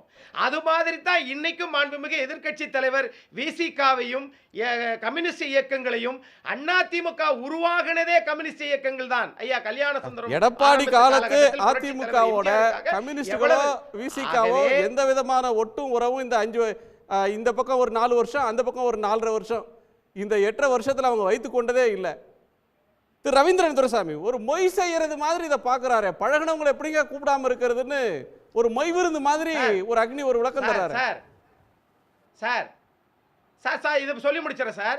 விசிக கட்சியினுடைய தலைவர் மரியாதைக்குரிய திருமாவளவன் அவர்கள் என்ன சொன்னாங்க? அதிமுக அவங்க இருந்தா நாங்கள் வருவதில் ஒன்றும் ஆச்சரியம் இல்லை சொன்னார்ல, வியப்புக்குரியதல் சொன்னார்ல. ஆனால் அதை பத்தி வெளியில நம்ம பேசவே மாட்டேங்கிறோம். ஆனா 2024 அதிமுக தனிச்சு தானே நின்றுச்சு. ஏன் விசிக வரல? அப்ப விசிக அதிமுகவை வைத்துக்கொண்டு திமுகவுடன் பேரம் பேசுவதற்காக போடுகிற சொற்களா? ஓகே, அவ்வளவுதான். தனியா இருக்கும் போது ஏன் சார் எங்களோட பிஜேபி விட்டு வந்த பிறகு ஏன் சேரலன்னு கேக்குறீங்க Thiru Ravindran Duraisamy? Yes, correct sir. அவர் வந்து தன்னை அறியாமலே பாமகவுக்கு கூடுதல் முக்கியத்துவத்தை கொடுத்துட்டாரு. ஏற்கனவே அவர் மீது உள்ள குற்றச்சாட்டு விழுப்புரம், சிதம்பரம், சேலம் இந்த பகுதியில் தான் 35% வாக்கு எடுத்திருக்காரு. அது அவர் ஏற்கனவே ஜாதிவாரி கணக்கெடுப்பு நடத்தாமல் கொடுத்த ஒரு இடஒதுக்கீடு தொடர்பாக கிடைச்சதுங்கிற இதுலையும் பல அதிருப்தியும் எதிர்ப்பும் அவர்களுக்கு இருக்குது. இந்த சூழ்நிலையில் பாமகவுக்கு ஒரு முக்கியத்துவத்தை கொடுத்து அவங்க 4 மந்திரின்னு சொல்லி ஹை பிச்சில் போனதும் எப்படி இந்த டேமேஜை கண்ட்ரோல் பண்ணங்கிற ஒரு எண்ண ஓட்டத்தில் தான் விடுதலை சிறுத்தைகளை பற்றி அவர் பேசினார். அவர் பாஜக இல்லாத போதும் விடுதலை சிறுத்தைகள் அவர் கூட போகல. அது மட்டுமல்ல, இப்பவும் பாஜக எதிர்ப்புங்கிறதுல ஒரு பிரின்சிபல் ஸ்டாண்டாட்டு சகோதரர் தொல் திருமாவளவன் ஒரு 25 ஆண்டுகளுக்கு மேலே தெளிவாக நிற்கிறாருங்கிறதும் எல்லாருக்கும் தெரிஞ்ச விஷயம். அந்த இடத்துக்குள்ள ஒரு தவறான ஒரு ஆட்டத்தை ஆடி அதனால தன் இமேஜ் விழுந்துட்டுங்கிறத இவங்க டேமேஜ் கண்ட்ரோல் பண்ணதுக்கு தான் விசிகாவுக்கு முக்கியத்துவம் கொடுத்து அவர் பேசினார். ஏன்னா அந்த இடத்துல அவர் பேசும்போதே என்டிஏக்குள் இருக்கும் பாமகங்கிறாரு. அப்போ என்டிஏங்கிறது அவருக்கு மஸ்ட்டுங்கிறத அவர் காட்டுறாரு. இதற்கும் சேர்த்து தான் அண்ணாமலை சில விஷயங்களை பூடகமாக சொல்லியிருக்கிறாரு. அது வர நாட்களில் வெட்ட வெளிச்சமாக வரலாம். அமித்ஷாவும் எடப்பாடியும் சேர்ந்து பேசுறதுல வராமல் போகலாம். ஓகே, உங்கள் கோணம் என்ன? இல்லை, திரு அக்னி சொன்ன மாதிரி எல்லாருக்கும் பத்திரிகை கொடுக்குறாங்கன்னாங்க. அனைவரும் ஓரிரண்டு நாளில் எடப்பாடி பழனிசாமி திமுகவே அழைச்சாலும் அழைப்பார். ஒருவேளை அழைச்சிட்டு வாங்க, ஏன்னா அந்த நிலைமைக்கு போயிட்டார். இன்னும் அவர் அழைக்காமல் இருக்கிறது திமுகவையும் காங்கிரஸையும் மட்டும்தான். என்ன செய்கிறோன்னே தெரியாமல் செஞ்சுட்டு இருக்கிற மாதிரி எனக்கு தோணுது. சார், கம்யூனிஸ்ட் கட்சிக்கு எப்படி சார் பாஜக இருக்கிற கூட்டத்தில் அழைப்பை கொடுத்துட்டு கேட்டால் ஒரு கல்யாணம்னு வந்தால் எல்லாரையும் கூப்பிடுவோம், நாளைக்கு திமுகவையும் கூப்பிடுவீங்களா? நீங்கள் திமுகவுக்கும் அதிமுகவுக்கும் கொள்கை அடிப்படையில் என்ன பிரச்சனை இருக்குது? ரெண்டுமே திராவிட கட்சி தானே, ரெண்டுமே பெரியாரையும் அண்ணாவையும் ஏற்றுக்கொண்ட கட்சி தானே. அஃப்கோர்ஸ் எம்ஜிஆரை கூட இன்றைக்கி வந்து திமுக கொண்டாடத்தான் செய்கிறது. கொள்கை ரீதியாக எந்த பெரிய முரணும் இல்லைன்னு அவர்களே சொல்லுகிறார்கள். ஆனால் கொள்கை ரீதியாக முற்றிலும் முரண்பட்ட பாஜகவோட கூட்டணியை வைத்துக்கிட்டு நீங்கள் இதை என்ன இடத்துல எடுத்துக்கிறது தெரியல. இப்போ அக்னி வந்து ஒரு வார்த்தை சொன்னார், அதெல்லாம் கிடையாது, நீங்கள் நடப்பு தலைவர் சொல்வதைத்தான் எடுத்துக்கொள்ள வேண்டும், நயினார் நாகேந்திரன் சொல்வதைத்தான் எடுத்துக்கொள்ள வேண்டும்னாரு. நயினார் நாகேந்திரன் சொன்னதை அவங்க வீடியோவோடு போட்டிருக்காங்க சார். 15 ஜூன் பிஜேபி தமிழ்நாடு அவங்க அஃபிஷியல் ஃபேஸ்புக் பேஜில் போட்டிருக்காங்க. 2026 தமிழகத்தில் தேசிய ஜனநாயக கூட்டணி ஆட்சி வருவது உறுதின்னு பேசுகிறார். இவங்க அதைத்தான் என்ன சொல்கிறாங்கன்னா, இவங்க கூட்டணி ஆட்சி அமைக்கும், கூட்டணி ஆட்சி இல்லைன்னு ஒரு புதுசாக ஒன்று சொல்கிறாங்க. இப்போ நயினார் நாகேந்திரன் என்ன சொல்கிறாரு, அமித்ஷாவின் கருத்து தான் இதில் இறுதியானதுங்கிறாரு. அமித்ஷா 3 நாளிதழுக்கு அளித்த பேட்டியை அண்ணாமலை சுட்டி காட்டினார். அவங்க அதில் கூட மாறுபடலாம் சார். ஒருபடி மேலே போய் இப்போ 2-3 நாட்களுக்கு முன்பாக அமித்ஷா வந்து ஒரு வட இந்திய ஊடகத்திற்கு பேட்டியளிக்கிறார். அந்த வார்த்தை கேள்வியே தெளிவாக இருக்குது சார். தமிழ்நாட்டில் நீங்கள் அமைச்சரவையில் இடம்பெறுவீர்களான்னு கேட்குறாங்க. கூட்டணி ஆட்சி கூட்டணி அரசு குழப்பமே இல்லை, அமைச்சரவையில் பாஜக இடம்பெறுமா? 2026 தமிழ்நாட்டில் அமைய இருக்கும் அரசில் நாங்கள் அமைச்சரவையில் இடம்பெறுவோம்னு அமித்ஷா சொல்லிட்டார். அமித்ஷா கருத்து தான் இறுதியானதுன்னு எடப்பாடி பழனிசாமி சொல்றாரு. அப்போ இது எப்படி புரிஞ்சுக்கிறது? அமித்ஷா சொல்ற அதே கருத்தை தான் அண்ணாமலை சொல்றாரு. அண்ணாமலை சொன்னா நாங்கள் கேட்க மாட்டோம், அமித்ஷா கருத்தை கேட்போங்கிறீங்க. அமித்ஷாவே சொல்லிட்டாரு அமைச்சரவையில் இடம்பெறுவோம்னு சொன்ன பிறகு உங்களுக்கு என்ன குழப்பம்? நீங்கள் மக்களை ஏமாத்துறீங்க. இந்த ட்ராமாலாம் ஏன் நடக்குது அப்படின்னா சார், ஒரே ரீசன் தான். கூட்டணி அமைச்சரவை அப்படின்னு ஒரு வாதத்தை இப்பொழுதே அதிமுக ஒத்துக்கொண்டால், அதை ஆமான்னு ஏற்றுக்கிட்டாங்கன்னா கொஞ்சம் நஞ்சம் வரக்கூடிய சிறுபான்மை வாக்குகளும் அது ஒருவேளை அதிமுகவுக்கு சுத்தமாக வரப்போறது இல்லை பாஜக கூட்டணியால், ஒருவேளை அது விஜய்க்கு செல்லக்கூடும். அது திமுகவுக்கு வராமல் விஜய் அந்த வாக்கை பிரிப்பார், அதன் மூலம் நாம் சில தொகுதிகளில் வெற்றி பெறலான்னு அதிமுக ஒரு கணக்கு வைத்திருக்கிறது. ஆனால் கூட்டணி அமைச்சரவை என்பதை இப்பொழுதே இவர்கள் ஏற்றுக்கொண்டார்கள் என்று சொன்னால் சிறுபான்மை மக்களுடைய வாக்கு 1% கூட விஜய்க்கு போகாது. அது சிந்தாமல் சிதறாமல் திமுக அணிக்கு வரும். அப்போ அந்த பதட்டம் எடப்பாடி பழனிசாமிக்கு வருது. அப்போ அவர் திருப்பி அதை மறுதளிக்க வேண்டிய இடத்துக்கு தள்ளப்படுறார். இப்போ நண்பர் அக்னி சொன்னார், ஒரு கட்சியோட ரைட்டாக அதை பார்க்கலீங்களா? இப்போ நீங்கள் டெல்லியிலேருந்து கூட்டணிக்கு வர்ற கட்சி நீங்கள் என்ன வேணால் அவங்க விருப்பத்தை வெளிப்படுத்தலாம். ஆனால் கூட்டணிக்கு நான் தாங்க தலைமை தாங்குறேன், நான் தான் முதலமைச்சர் வேட்பாளர், நான் எடுக்கிறது தான் முடிவு, கூட்டணி ஆட்சி கிடையாது அப்படின்னு திட்டவட்டமாக இன்னைக்கு சொல்கிறத ஃபேஸ் வேல்யூக்கு எடுத்துக்க மாட்டீங்களா? இல்லை சார், எடுக்க முடியாது. இல்லை, ஏன் எடுக்க முடியாது நான் சொல்கிறேன். உங்களுடைய கடந்த கால எஸ்டிடி அப்படி தானே இருக்குது. நீங்கள் சிஏஏ சட்டத்தை ஆதரித்து வாக்களித்தீங்க நாடாளுமன்றத்தில். உங்களுடைய 11 வாக்குகளால் தான் சிஏஏ சட்டம் நிறைவேறியது. உங்களுடைய வாக்குகளால் தான் வேளாண் சட்ட திருத்த மசோதா நிறைவேறியது. அப்போ நீங்கள் என்ன சொன்னீங்க? கூட்டணியில் இருந்தவங்க கூட்டணி நிர்பந்தம், வேற வழி இல்லாமல் நாங்கள் ஆதரிச்சோம். நீங்கள் அன்றைக்கு கூட்டணி நிர்பந்தத்தால் உங்களுக்கு உடன்பாடு இல்லாத ஒன்றை ஆதரித்த நீங்கள் இன்னைக்கு இதை செய்ய மாட்டீங்கன்னு என்ன நிச்சயம் இருக்குது? அதனால நீங்க அதை எந்த இடத்துலையும் உங்களுடைய கூட்டணி ஆட்சியோ தனி ஆட்சியோ தனிப்பெரும் ஆட்சியோ அதெல்லாம் ஜெயிச்சு தேர்தல் நடந்து ஜெயிச்சு அதுக்கு பிறகு பெரும்பான்மை வந்து அதற்கு பிறகு முடிவு எடுக்கிற முடிவு. இப்பவே ஏன் அதுல வந்து ரொம்ப பெரிய டிஸ்கஷன் வருது? அதுல நான் எடப்பாடி பழனிசாமி சொன்ன கருத்து தான் அவருக்கு சொல்லணும்னு நினைக்கிறேன். இன்னும் பந்தியே வைக்கல, அதுக்குள்ள இலை கிழிஞ்சிருச்சுங்கிற மாதிரி தான் எடப்பாடி பழனிசாமி பேசுறேன். எனக்கு பலகாரம் வைக்கல, எனக்கு அதை வைக்கலங்கிற மாதிரி. இன்னும் இப்பவே அந்த டிஸ்கஷன் ஏன் வருதுன்னா சார், 2 விஷயம். இவங்க வந்து ஒரு நரேட்டிவ் செட் பண்ணாங்க கடந்த நாடாளுமன்ற தேர்தலேருந்து. பாஜக 18 விழுக்காடு வாங்கிடுச்சு அப்படின்னு சொன்னாங்க. ஆனால் அது 11 விழுக்காடு. அந்த 11 விழுக்காட்டிலும் எல்லோருடைய வாக்குகளும் உள்ளே இருக்குது.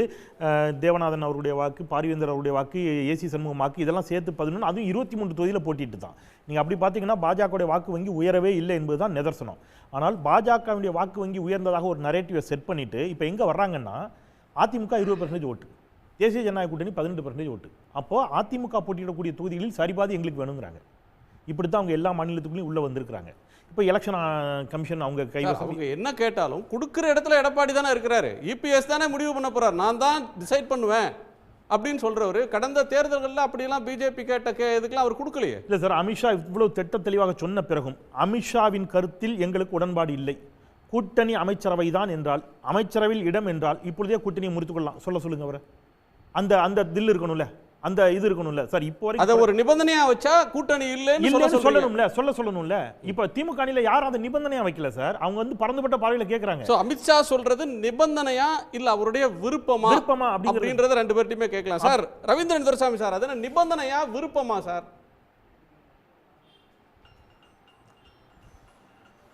நிபந்தனைங்கிற சொல்ல முடியாது. எடப்பாடிக்கு பலகீனத்தில் அமித்ஷா அதை இது பண்றாரு. அதுதான் இங்க உண்மையான நிலைமையை தவிர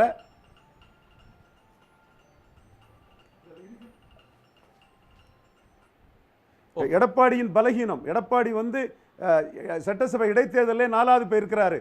அதுவும் ஜெயலலிதா அம்மையார் உயிரோடு இருந்தபோது நோட்டா கீழே போன ஒரு கட்சிக்கிட்ட அந்த கட்சி 3வது வரும்போது 4வது போயிருக்கிறாரு. ஸோ அந்த பலகீனத்தை புரிஞ்சுக்கிட்டு தற்சமயம் உள்ள பலத்தின் அடிப்படையில் பாஜக பங்கீடு பண்ணணும்னு நினைக்கிறாங்க. 2 ரெட்டலைக்கு ஒரு தாமரை நிற்கணும்னு நினைக்கிறாங்க. அதிமுக ஆட்சி புதுச்சேரியில் வந்ததை பற்றி சகோதரர் அக்னீஸ்வரன் அருமையாக சொன்னார். உண்மை, அந்த புதுச்சேரியில் பிரைம் மினிஸ்டர் கேண்டிடேட் இல்லாத கட்சிக்கிட்ட அதிமுக 4வது போயிருக்குது. ஸோ இந்த பலகீனம் எல்லாம் அண்ணாமலை வந்து தெளிவாக பிஎம்ஓ அமித்ஷா நட்டா சந்தோஷ் எல்லாத்துக்கிட்டையுமே தெளிவாக கொடுத்துருக்கிறாரு. அந்த வகையில் 11.4ங்கிறது ஒன் டைம் ஓட்டு அல்ல, அந்த ஓட்டுக்குரிய சீட்டை வாங்கிடணுங்கிற முயற்சியில் அவங்க ஈடுபடுறாங்க. இதில் எடப்பாடி மன வலிமையாக தான் இதுவரை இருந்திருக்கிறாரு, நான் மறுக்க வரல. இந்த முறை அவருக்கு மன வலிமை எப்படி இருக்குங்கிறத போக பார்க்கலாம். அவரோட ஒரு மன வலிமையிலிருந்து பேசுறதா நீங்க நினைக்கல? இல்ல ஒரு கருத்து தான் சார். இப்ப பிரச்சனை அதுல இல்ல, அவரு இப்ப பேச வேண்டிய பேச போறது கூட்டணி அமைச்சரவை இந்த இடத்துல இப்ப ஒருவேளை திமுக ஆட்சி இருந்தா, இப்ப கூட அக்னி பேசினாரு, அண்டை நாட்டில் நடந்த போரை தடுத்து நிறுத்த வேண்டிய பொறுப்பு திமுக இருக்குதுன்னு நீங்க அன்னைக்கு சொல்லி கேட்டீங்கல்ல. இன்னைக்கு தமிழ்நாட்டில் கீழடி அகழாய்வை அங்கீகரிக்க மறுக்கிறது ஒன்றிய அரசு. இன்னைக்கு பெரிய அட்ராசிட்டி ஒன்று நடந்திருக்கு சார், வயிறு எரியுது. கிமு 8ஆம் நூற்றாண்டில் இருக்கக்கூடிய ஆய்வை கிமு 3ஆம் நூற்றாண்டு என்று சொல்லுங்கள் என்று என்னை வந்து நிர்பந்திக்கிறார்கள் என்று அமர்நாத் ராமகிருஷ்ணா சொல்றாரு. தமிழர் வரலாறு மறைக்கப்படுகிறது, தமிழர் பண்பாடு மறைக்கப்படுகிறது. ஒரு பெரிய இது இல்லையா? தமிழ்நாட்டிற்கும் தமிழர்களுக்கும் செய்யக்கூடிய துரோகம் இல்லையா இது? நீங்க எடப்பாடி பழனிசாமி இதுவரைக்கும் ஒரு அறிக்கை கொடுத்திருப்பாரு அதை பற்றி? நீங்க கொஞ்சம் கற்பனை பண்ணி பாருங்க. இப்ப அப்படியே இதுல காங்கிரஸ் அரசு இருந்து திமுக அதோட கூட்டணி இருந்து இதே மாநில உரிமை சம்பந்தமாக போட்டு ஒரு ஹிஸ்டாரிக் ஜட்ஜ்மெண்ட் வந்தது. கவர்னருக்கு என்ன அதிகாரம்னு உச்சநீதிமன்றத்தினுடைய கான்ஸ்டியூஷன் பெஞ்ச் கொடுத்த முக்கியமான தீர்ப்பு. இந்தியாவில் அது சார்ந்து தலையங்க எழுதாத பத்திரிகைகளே இல்லை, கருத்து சொல்லாத கட்சிகளே இல்லை. இபிஎஸ் அது சம்பந்தமா எந்த கருத்து சொல்லல சார். அப்ப நீங்க என்ன கூட்டணி இது? அப்ப நீங்க இந்த இடத்துல காங்கிரஸ் ஒருவேளை ஒன்றியத்தில் இப்ப ஆட்சியில இருந்து இதே மாதிரி ஒன்றிய அரசு இப்படி ஒன்று சொல்லி ஒரு அதிகாரியை மாத்துறாங்க, அமர்நாத் ராமகிருஷ்ணன் மாத்துறாங்க, திமுக கூட்டணி அங்க மதிச்சதுன்னா எவ்வளவு நீங்க பேசுவீங்க? அப்ப பக்கத்து நாட்டில் நடந்த சண்டையை கூட இங்க இருக்கிற ஒரு மாநில அரசு நிறுத்தணும்னு பேசிய நீங்க தமிழ்நாட்டிற்குள் ஒன்றிய அரசில் இருக்கக்கூடிய எந்த அநீதியை பற்றி எடப்பாடி பழனிசாமி பேச மாட்டாரு, அமைதியா இருப்பாரு அப்படின்னு சொன்னா இது என்ன மாதிரியான கூட்டணி? இதைத்தான் பேசணும். இதுக்கு நீங்க கம்யூனிஸ்டுகளை வேற துணைக்கு கூப்பிடுறீங்க. இதுதான் ஜெகதீஸ்வரனோட பார்வை என்ன இந்த சர்ச்சைகள்ல? நீங்கள் அண்ணாமலை அவர்களுடைய அந்த முழு பேட்டியை நீங்கள் பார்த்தீங்கன்னா அவர் பல இடங்கள் என்ன சொல்கிறாரு, எனக்கு இந்த முடிவு எடுத்ததில் நான் அதில் இல்லை, அந்த டிஸ்கஷனில் இல்லை, நான் அந்த முடிவு எடுக்கலை. மறுபடியும் அவர் சொல்கிற விஷயம், நான் கடைசியாக நான் தொண்டனாக அமித்ஷா அவர்கள் என்ன சொல்கிறாரோ அதை நான் ஏற்றுக்கொண்டு போகணும், அப்படின்னா நான் இல்லாட்டி நான் கட்சிக்கு தொண்டனே இல்லை.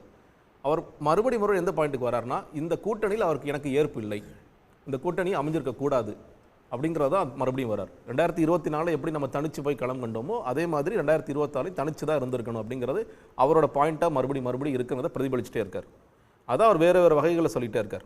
நீங்கள் அமித்ஷா அவர்கள் 3 தடவை சொன்னார் அப்படிங்கிறத இல்லை, அவர் விருப்பத்தை தாண்டி கூட அல்லது அவரை தலைவர் பதவியிலிருந்து அகற்றிட்டு கூட ஏடிஎம்கே பிஜேபி கூட்டணி உருவாயிடுச்சு. பட் இருந்தாலும் இன்னைக்கும் இப்போ நயினார் அவர்கள்ட்ட இருக்க ஒரு புகாரில் அவரே சொல்கிற விமர்சனம், கட்சியில் எவ்வளோ பேர் அவர் ஏற்கிறாங்கிற ஒரு சந்தேகம் இருக்குது.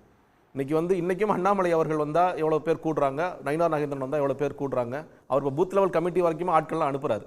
ஆனால் அவரே சில இடங்களில் புலம்ப வேண்டியதாக இருக்குது. நான் ஃபோன் பண்ணால் நான் ஃபோன் கூட எடுக்க மாட்டேங்கிறாங்க ஒரு இடத்துல இருக்கார். அப்படி இருக்கும்பொழுது அண்ணாமலை மறுபடியும் என்னோட கை ஓங்கலை, ரொம்ப அடிமட்ட தொண்டன் அப்படின்னு சொல்லிக்கிட்டாலும் அவரோட கை ஓங்கி இருக்கிறத மறுபடியும் காட்டிக்கிட்டே இருக்காரு.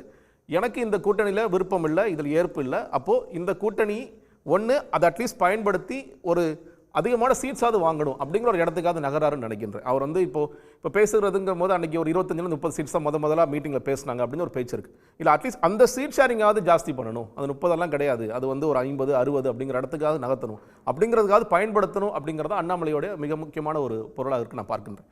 அதே மாதிரி எடப்பாடி அவர்கள் எல்லாரும் சொன்ன மாதிரி எடப்பாடி அவர்கள் இந்த கூட்டணிக்கு அவர் மறுபடியும் நீங்கள் வாங்க நான் மற்றவர்கள் சொல்வதை பற்றி நான் கருத்து சொல்ல மாட்டேன் அப்படின்னு சொல்வதன் மூலியமாக இந்த கூட்டணி ஒரு பலவீனமான கூட்டணி காமிச்சிட்டே இருக்கார். ஒரு பக்கம் சொல்லும் பொழுது இந்த கூட்டணி அமைந்ததிலிருந்து திமுகவிற்கு தூக்கமே வரமாட்டேதுன்னு ஒரு கருத்தை முன்வைக்கிறாரு. இன்னொரு பக்கம் நீங்கள் விசிக, கம்யூனிஸ்ட்டு, விஜய் எல்லாத்தையும் வாங்கன்னு கூப்பிடுறது மூலியமாக இது எந்த மாதிரியான ஒரு கூட்டணியாக இருக்கும்? நீங்கள் சில நேரங்களில் கொள்கை சமரசங்கள் இருக்கும். எங்கள் கொள்கையே கிடையாதுங்க, எங்களுக்கு ஒரே ஒரு ஒற்றை கொள்கை மட்டும்தான், திமுக வீழ்த்துவது மட்டும்தான், எங்கள் வேறு எந்த கொள்கையும் இல்லை. தமிழ்நாட்டு பிரச்சனைகள் சார்ந்தெல்லாம் இப்போ செந்தில் தோழர் சொல்லும்போது சொன்னார். இந்த இப்போ கீழடி குறித்து மாஃபாய் பாண்டராஜன் கூட பேசும்போது சொல்கிறாரு, எங்கள் ஆட்சி காலத்தில் நாங்கள் இதெல்லாம் கொண்டு வந்தோம், அது பல ஹிஸ்ட்ரிலாம் சொல்கிறார். இன்றைக்கி ஒரு நிலைப்பாடு என்ன? கீழடி குறித்து நீங்கள் ஷெகாவத் அவர்கள் பேசும் பொழுது ஒரு விஷயம் சொல்கிறாரு, இல்லை இட் நீட்ஸ் மோர் ஹிஸ்டாரிக்கல் எவிடன்ஸ்னு சொல்லும் பொழுது அது குறித்து உங்களுடைய கருத்து என்ன, நிலைப்பாடு என்ன, இன்றைக்கி உங்களோட பார்வை என்ன? பலசெல்லாம் விட்டுருங்க, அதுக்கு அவங்க பேசவே மறுக்கிறாங்க. அப்போ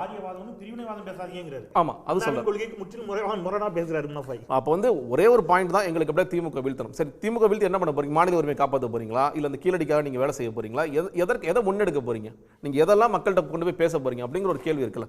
அதுல மிகப்பெரிய குழப்பத்தில் தொடர்ச்சியாக எடப்பாடி பழனிசாமி அவர்கள் பயணிக்கிறதா பார்க்க முடியுது.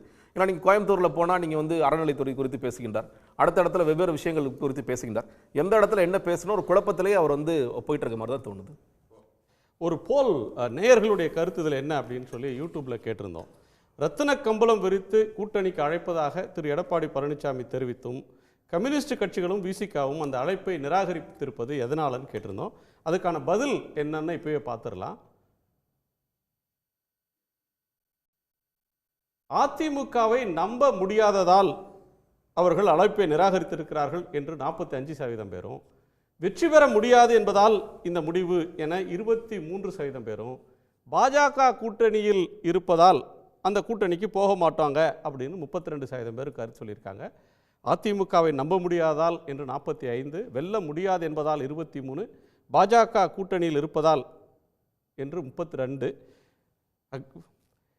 அதிமுகவை நம்ப முடியாதனால அப்படின்னு பெருவாரியாக சொல்கிறாங்களே, அந்த இடத்துக்கு கம்யூனிஸ்ட் கட்சிகள் வந்துட்டாங்களா? இல்லை, அதிமுக ஒரு ஜனநாயக சக்தியாக தான் இன்னும் நாங்கள் பார்க்குறோம்.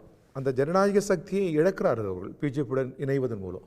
நீண்ட நெடுங்கால ஜனநாயகத்தை அடகு வைக்கிறார்கள் அல்லது இழக்கிறார்கள். நாங்கள் அப்படி தான் பார்க்குறோம். பலவீனம் என்பதை விட அரசியலில் பலவீனம் கூட்டணி அமைக்கிற போது இயல்பு, ஆபத்து இது. பொருந்தாத கூட்டணி. ஏன் அமையா பொருந்தாத கூட்டணினா ஒரே வரியில் சொல்லிட்டாரு பாருங்க, ரத்தன கம்பளம் அல்ல, ரத்த கரைபடிந்தன்னு. நீங்கள் நவகாலி துவங்கி பெல்சி, ஆக்ரா, உஞ்சனை, இங்கே இந்தியாவில் நடைபெற்றிருக்கிற உச்சநீதிமன்றத்தில் இருக்கிற, இந்தியாவில் இருக்கிற நீதிமன்றங்களில் இருக்கிற வகுப்புவாத வழக்குகள் யாவும் இவர்கள் சம்மந்தப்பட்டது தான். ஆனந்த மார்க்கம், RSS, பஜரங்தள், பிஜேபி சம்மந்தப்பட்டது தான். ஒரே வரிக்குள்ளே இந்த வரலாற்றை அடக்கி சொல்லியிருக்கிறார் மாநில செயலாளர் முத்தரசன். அத்தகைய ஒரு கட்சியுடன் அதிமுக கூட்டணி என்பது நமக்கு ஆபத்தாக இருக்குது. இப்போ நீங்கள் ஒரு உளவியல் கட்டமைக்கிறாங்க, அதாவது கூட்டணியில் ஆட்சி, மந்திரி சபையில் பங்கு என்பதெல்லாம் பலவீனத்திலிருந்து எழுவது. தோற்று விடுவார்கள்னு தெரியும், வரலாறு காணாத தோல்வியை சந்திப்பார்கள் தெரியும். எனவே இதை கிரவுண்டில் போகிற போது நாங்களாம் கிளை மாநாடுகள், இடைக்கமிட்டி மாநாடுகள்லாம் போகிறோம். இப்போ நானே எங்கள் கட்சி மாநாட்டில் 12 கிளை மாநாட்டு போனேன் தமிழ்நாட்டில், 27 இடைக்கமிட்டி மாநாட்டுக்கு போனேன். அதிமுக பல இடங்களில் பார்த்தேன். இந்த கூட்டங்களில் சோர்வு தான் இருக்கிறது. நான் சொல்வது பொய் இல்லை. ஒரு பொருந்தாத கூட்டணியில் நம்ம இணைத்து விட்டார்களே என்ற சோர்வு அப்பட்டமாக தெரிகிறது. நீங்கள் வேணும்னா பாருங்கள், தேர்தலில் முடிவு அண்ணா திராவிட முன்னேற்ற கழகம் இதுவரை காணாத அதிர்ச்சியான தோல்வியை தான் அது சந்திக்கும். நீங்கள் எப்படி சொல்கிறீங்க? எடப்பாடி பழனிசாமி அவர்கள் திட்டவட்டமாக சொல்கிறாரு, நான் போகிற கூட்டம் இடங்களில் பிரம்மாண்டமான கூட்டம் கூடுது, ஆயிரக்கணக்கான தொண்டர்கள் வராங்க, ஆட்சியை நாங்கள் மாற்ற போகிறோம், ஏடிஎம்கே ஒரு 210 சீட்டில் ஜெயிக்க போகுது அந்த கூட்டணின்றாரு. சரி, அப்படின்னா ஆட்சியில் பங்குன்னு சொல்கிற போது ஏன் அதற்கு எதிரான ஒரு எதிர்வினை இல்லை, ஒரு கருத்து இல்லை, ஏன் இல்லைன்றாரு? கூட்டணி நாங்கள் தான் தனி ஆட்சின்னு சொல்லிட்டாரு, தனிப்பெரும் ஆட்சி அதிமுகவே அமைக்கும்ன்றாரு சொல்கிறாரு இல்லையா? ஆனால் அச்சத்தோடு ஏன் சொல்லிட்டேன் அதை? அவ்வாறு சொல்வது ஏற்றுக்கொள்ள முடியாதுன்னு ஒரு கண்டிக்கிற தோரணை இல்லையே. இல்லை என்றால் வெளியேறுங்கள் சொல்ல முடியல அவரால். ஏன் அஞ்சுகிறார்? ஒரு ஒற்றை சொல்லுக்கு அஞ்சுகிறார். அமித்ஷா என்கிற, உள்துறை என்கிற அந்த அதிகார சொல்லுக்கு அவர் அஞ்சுகிறார். அதனால தான் கூட்டணி ஏற்பட்டிருக்கிறது தமிழக மக்கள் எல்லோருக்கும் தெரியும். அதிமுக நண்பர்கள் அதை உணர்ந்திருக்கிறார்கள். நீங்கள் ஆட்டோ பாக்ஸ் இன்னொரு வார்த்தையும் போட்டிருக்கிறாரு முத்தரசன். அடுத்த வார்த்தை அது சாதாரணமானதில்லை. இந்தியாவில் மாநில கட்சிகளில் எந்தெந்த கட்சிகளுடன் பிஜேபி கூட்டணி சேர்ந்ததோ அந்த கட்சிகளெல்லாம் உடைத்திருக்கிறது. இன்னும் இருக்கிற கொஞ்ச நஞ்சம் உயிரையும் அழுத்தி பிடிச்சிருவாங்க, அதிமுகவினுடைய உயிரை பிடிச்சிருவாங்க, குரல் விலையை நெரிச்சிருவாங்க. எனவே தான் இந்திய அரசியலில், தமிழக அரசியலில் அதிமுக போன்ற ஜனநாயக கட்சிகள் இருக்க வேண்டும் என்று நாம் விரும்புகிறோம். அதை மரணித்து விடக்கூடாது. அமித்ஷா போன்ற கரங்கள் இத்தகைய ஜனநாயகத்தினுடைய குரல் விலையை நெறித்திவிட நாங்கள் சொல்கிறோம், பகிரங்கமாகவே சொல்கிறோம். இந்தியாவில் ஏராளமான உதாரணம் அவருக்கு தெரியும். எனவே தான் எம்ஜிஆர் உருவாக்கிய ஒரு கழகம் திமுக போல், அதிமுக போல் பல கட்சி இயங்கும் முறையில் அந்த கட்சி இருக்க வேண்டும் என்று நாங்கள் விரும்புகிறோம். அது அழிய வேண்டும் என்று எடப்பாடி விரும்புகிறாரான்னு நமக்கு தெரியல. எனவே ஒரு பொருந்தாத கூட்டணியில் போல் அவர் சேர்ந்திருக்கிறார். வரலாறு அவரை தண்டிக்கும். 45% அதிமுகவை நம்ப முடியாதனால இவங்க நிராகரிக்கிறாங்கன்னு, இன்னொரு 32 பிஜேபி கூட்டணியில் இருக்கிறதுனாலன்னு சொல்கிறாங்க. மூணுமே ஒன்றோடு ஒன்று தொடர்புடையதா சார்? பாஜகவோடு இருப்பதால் அதிமுகவை நம்ப முடியாது, அதனால் அந்த கட்சி தோக்கும். ஸோ மூன்று ஒன்றோடு ஒன்று தொடர்புடையதா? இப்போ நீங்கள் எவ்வளோ முரண் பாருங்கள் சார். எல்லாருக்கும் அழைப்பு கொடுக்குறாங்க, முற்றிலும் முரணான கம்யூனிஸ்ட் கட்சிக்கு அழைப்பு கொடுக்குறாங்க. ஒருத்தர் வெளியிலேருந்து நான் உள்ளே வர தயாருங்கிறார், ஓபிஎஸ், அவரை சேர்க்க மாட்டேங்கிறாங்க. அவர் அதிமுகவுடைய ஒரு அங்கம் தானே, ஒரு பகுதி தானே. அவர் இப்போ சொல்லிட்டார் சார், நான் எந்த நிபந்தனையும் கூட போடலைன்ட்டார் சார்.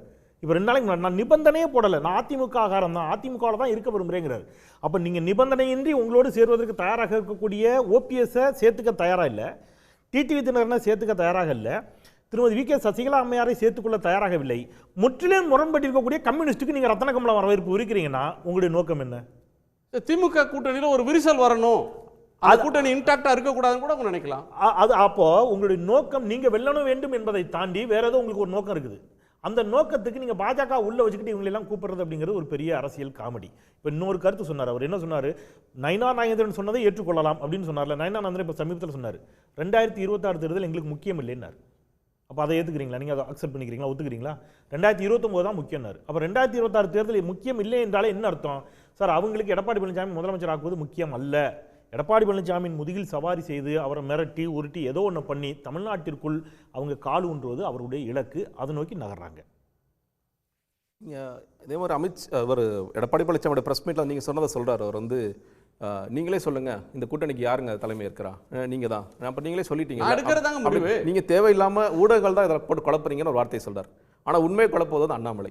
நீங்கள் மறுபடியும் அவர் அமித்ஷா 2 பேர் தான் குழப்பிட்டு இருக்காங்க. 3 முறை அவர் பேட்டி கொடுத்தார், அதை அண்ணாமலை திரும்ப ரீட்ரைட் பண்ணுறதுங்கிறது இந்த 2 பேர். உண்மையிலே இந்த குழப்பத்திற்கு இந்த கூட்டணி பேட்டி சார் பேச்சு. சென்னைக்கு வந்த பிரஸ் மீட்ல என்ன பேசினாரு, மதுரையில் வந்த கூட்டத்தில் என்ன பேசினாரு, இதே தானே பேசினார். அவர் இதே தான் பேசினார். நீங்கள் எடப்பாடி பழனிசாமி அவர்கள் கூட்டணி ஆட்சி, கூட்டணி ஆட்சி அல்ல அப்படின்னு சொல்கிறார் இல்லையா? அதை உண்மையிலே அவர் தெளிவுபடுத்த வேண்டியது ஒரு அண்ணாமலை சொல்ற மாதிரி அமித்ஷாட்ட உட்காந்து பேசி இதுக்கு ஒரு முன்னு அண்ணாமலை அவர்களை வாய் மூடிட்டு இருக்க சொல்லுங்க, இல்லை நான் கூட்டணி ஆட்சின்னு ஒத்துக்கிறேன் ஒரு இடத்துக்கு வரணும். இல்லாட்டி இது தொடர்ச்சியாக விவாதம் நடந்து கொண்டே தான் இருக்கும். இவர் இல்லைன்னு சொல்லுவார், அண்ணாமலை ஆமான்னு சொல்லுவார். இது ஒரு தொடர் விவாதங்களுக்கு ஆமாங்கிறது அமித்ஷா தானேங்க, அண்ணாமலை மேலே அமித்ஷா வந்து அப்போ அமித்ஷா அட்லீஸ்ட் நீங்கள் எடப்பாடி பழனிசாமி அமித்ஷாவும் உட்காந்து பேச வேண்டிய அவசியம் இருக்குன்னு நினைக்கிறேன். இல்லாட்டி இந்த குழப்பங்கள் தொடர்ந்து கொண்டே தான் இருக்கும். வீரமணி குறுக்கிட்டீங்க. இல்லை, இன்னும் உள்துறை அமைச்சராக அல்ல, இன்னும் இருக்கிற அமைச்சரெல்லாம் சேர்ந்து பேசினாலும் சரி, பலவீனத்தின் வெளிப்பாடு தான் அது, தோல்வியின் வெளிப்பாடு தான் அது. தோற்று விடுவோம்ன்றது அப்பட்டமாக தெரிகிறது கிரவுண்டில் போகிற போது, அதுலேருந்து வருது இது. நாங்கள் சொல்கிறோம், இப்போ பலவீனமாக இருந்தாலும் பரவாயில்ல, மீண்டும் விட நான் சொல்கிறேன், ஆபத்தான கூட்டணி இந்த கூட்டணி. எனவே இந்த கூட்டணி குறித்து அதிமுகவினுடைய கடைகோடியில் இருக்கிற தொண்டனுக்கு உடன்பாடே இல்லை. நான் வந்து 2-3 இடங்களை நேரடியாக பார்த்து சொல்கிறேன். அந்த உற்சாகம் இல்லை. இப்போ திமுக தலைமையில் கூட்டணினா தொண்டர்கள் அந்த கொடி பிடிச்சிட்டு வருவா, தலைவர் யாரும் தொண்டர் யாரும் தெரியாது, ஒரு உற்சாகம் ஒன்று கரைபுரலும் கூட்டணி அமைந்தா. அங்கே அப்படி இல்லையே, அதிமுக தொண்டர்கள் தான் வராங்க ஓரளவுக்கு. பிஜேபி நெருங்கலை. பிஜேபிக்கு தொண்டர் இருக்கிறாங்களான்னு தெரியல. நீங்கள் அந்த இடையில கொண்டு வந்து கொடி, ஒரு 10,000 பேர் அதிமுக, 5,000 பேர் அதிமுக, அது இடையில கொண்டு வந்து கொடியே சேர்க்கிறாங்க. அவர்களோட கூட்டணி இல்லை, ஆளே இல்லை. எனவே இது வந்து கிரவுண்டில் வந்தாக்கா நீங்கள் பெரிய வரலாறு காணாத அடி எனக்கு எழுதி வச்சுக்கோ. நீங்கள் நான் வருவேன், நான் இங்கே வெற்றி பெற்ற பிறகு திமுக தலைமையான கூட்டணி வெற்றி பெற்ற பிறகு நான் வருவேன், இந்த கூட்டணி பேசுவேன். அப்போ பாருங்கள், நீங்கள் வரலாறு காணாத தோல்வியை பெறும். ஏண்டானா மக்கள் வந்து பலவீனமாக மட்டும் பார்க்கல, ஆபத்தாக பார்க்குறாங்க. இது பொருந்தாத கூட்டணி. அந்த அம்மையார் என்ன சொன்னாங்க, இவர் என்ன சொன்னார், எல்லாவற்றுக்கும் புறம்பாக நடந்து கொள்கிறார்கள். பெரியாரை அண்ணாவை எப்படி விமர்சனம் பண்ணுறாங்க, எல்லாவற்றையும் சகித்துக் கொள்கிறார்கள். இவற்றையெல்லாம் கடப்பதற்கு எது காரணமாக இருக்கிறது, இதெல்லாம் தெரிந்தே இருக்கிறது. எனவே தான் இது ஆபத்து நம்ம சொல்கிறோம்.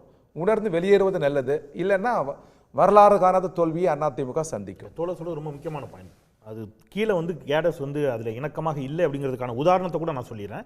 நடைபெற்று முடிந்த நாடாளுமன்ற மக்களவைத் தேர்தலில் விழுப்புரம் நாடாளுமன்ற தொகுதிக்குட்பட்ட விக்கிரவாண்டி சட்டமன்ற தொகுதியில் திமுக அணியின் சார்பில் போட்டியிட்ட விசிக வேட்பாளர் முனைவர் ரவிக்குமார் அவர்கள் பெற்ற வாக்குகள் 72,188 சார். அதாவது அந்த விக்கிரவாண்டி சட்டமன்ற தொகுதியில் மட்டும். அப்போ வந்து நாடாளுமன்ற தேர்தலில் இவங்க தனித்தனியாக நின்னாங்க. அதிமுக வேட்பாளர் 65,365 வாக்குகள் பெறார். கிட்டத்தட்ட பக்கத்தில் நெருக்கிட்டார். அந்த ஒரு சட்டமன்ற தொகுதியில் மட்டும் சொல்கிறேன். நீங்கள் பாட்டாளி மக்கள் கட்சியும் பாஜகவும் கூட்டணி அமைத்திருந்தார்கள். பாமக பெற்ற வாக்குகள் 32,198. இப்போ அதிமுக 65,000, பாமக 32,000 வச்சுக்கிட்டிங்கன்னா இவங்க 2 பேரும் சேர்ந்தா 97,000 ஓட்டு அந்த தொகுதியில் வாங்கணும்ல. இடைத்தேர்தல் வருகிறது. இடைத்தேர்தலில் அதிமுக போட்டியில் பாஜகவும் பாமக ஒரு எண்ணில் நிற்கிறாங்க. அதிமுக ஓட்டு பாமகவுக்கு தான் போயிருக்கணும். போயிருந்தால் பாமக 97,000 ஓட்டு வாங்கியிருக்கணும். ஆனால் பாமக வாங்கிய ஓட்டு 56,296. நீங்கள் திமுக வாங்கிய வாக்கு 1,24,053 வாக்குகள், கிட்டத்தட்ட 67,000 வாக்குகள் வித்தியாசத்தில் திமுக வெற்றி பெறுகிறது என்றால் அதிமுக ஓட்டு எங்கே வந்திருக்குது, திமுகவுக்கு தான் டிரான்ஸ்ஃபர் ஆகிருக்குது கணிசமாக. பாஜகவோடு அதிமுக கூட்டணி வைப்பதை அதிமுக தொண்டர்களே விரும்பவில்லை அப்படிங்கிறத கள நிலவரங்களே நமக்கு உணர்த்துகிறது. இது நாடாளுமன்ற தேர்தலும் அப்படி தான், சட்டமன்ற இடைத்தேர்தலும் அப்படி தான். பல உதாரணங்கள் எடுத்துக்கலாம். நீங்கள் இவங்க என்ன கணக்கு போடுறாங்கன்னா, கடந்த நாடாளுமன்ற தேர்தலில் அதிமுகவும் பாஜகவும் வாங்கிய வாக்குகளை கூட்டி பார்த்தா நம்ம ஜெயிச்சிருவோம்னு நினைக்கிறாங்க. அப்படி பார்த்தா 2019 தேர்தலில் 2 பேரும் ஒரே அணியில் இருந்தாங்க. ஏன் நீங்கள் வந்து 39 தொகுதியிலும் தோத்தீங்க?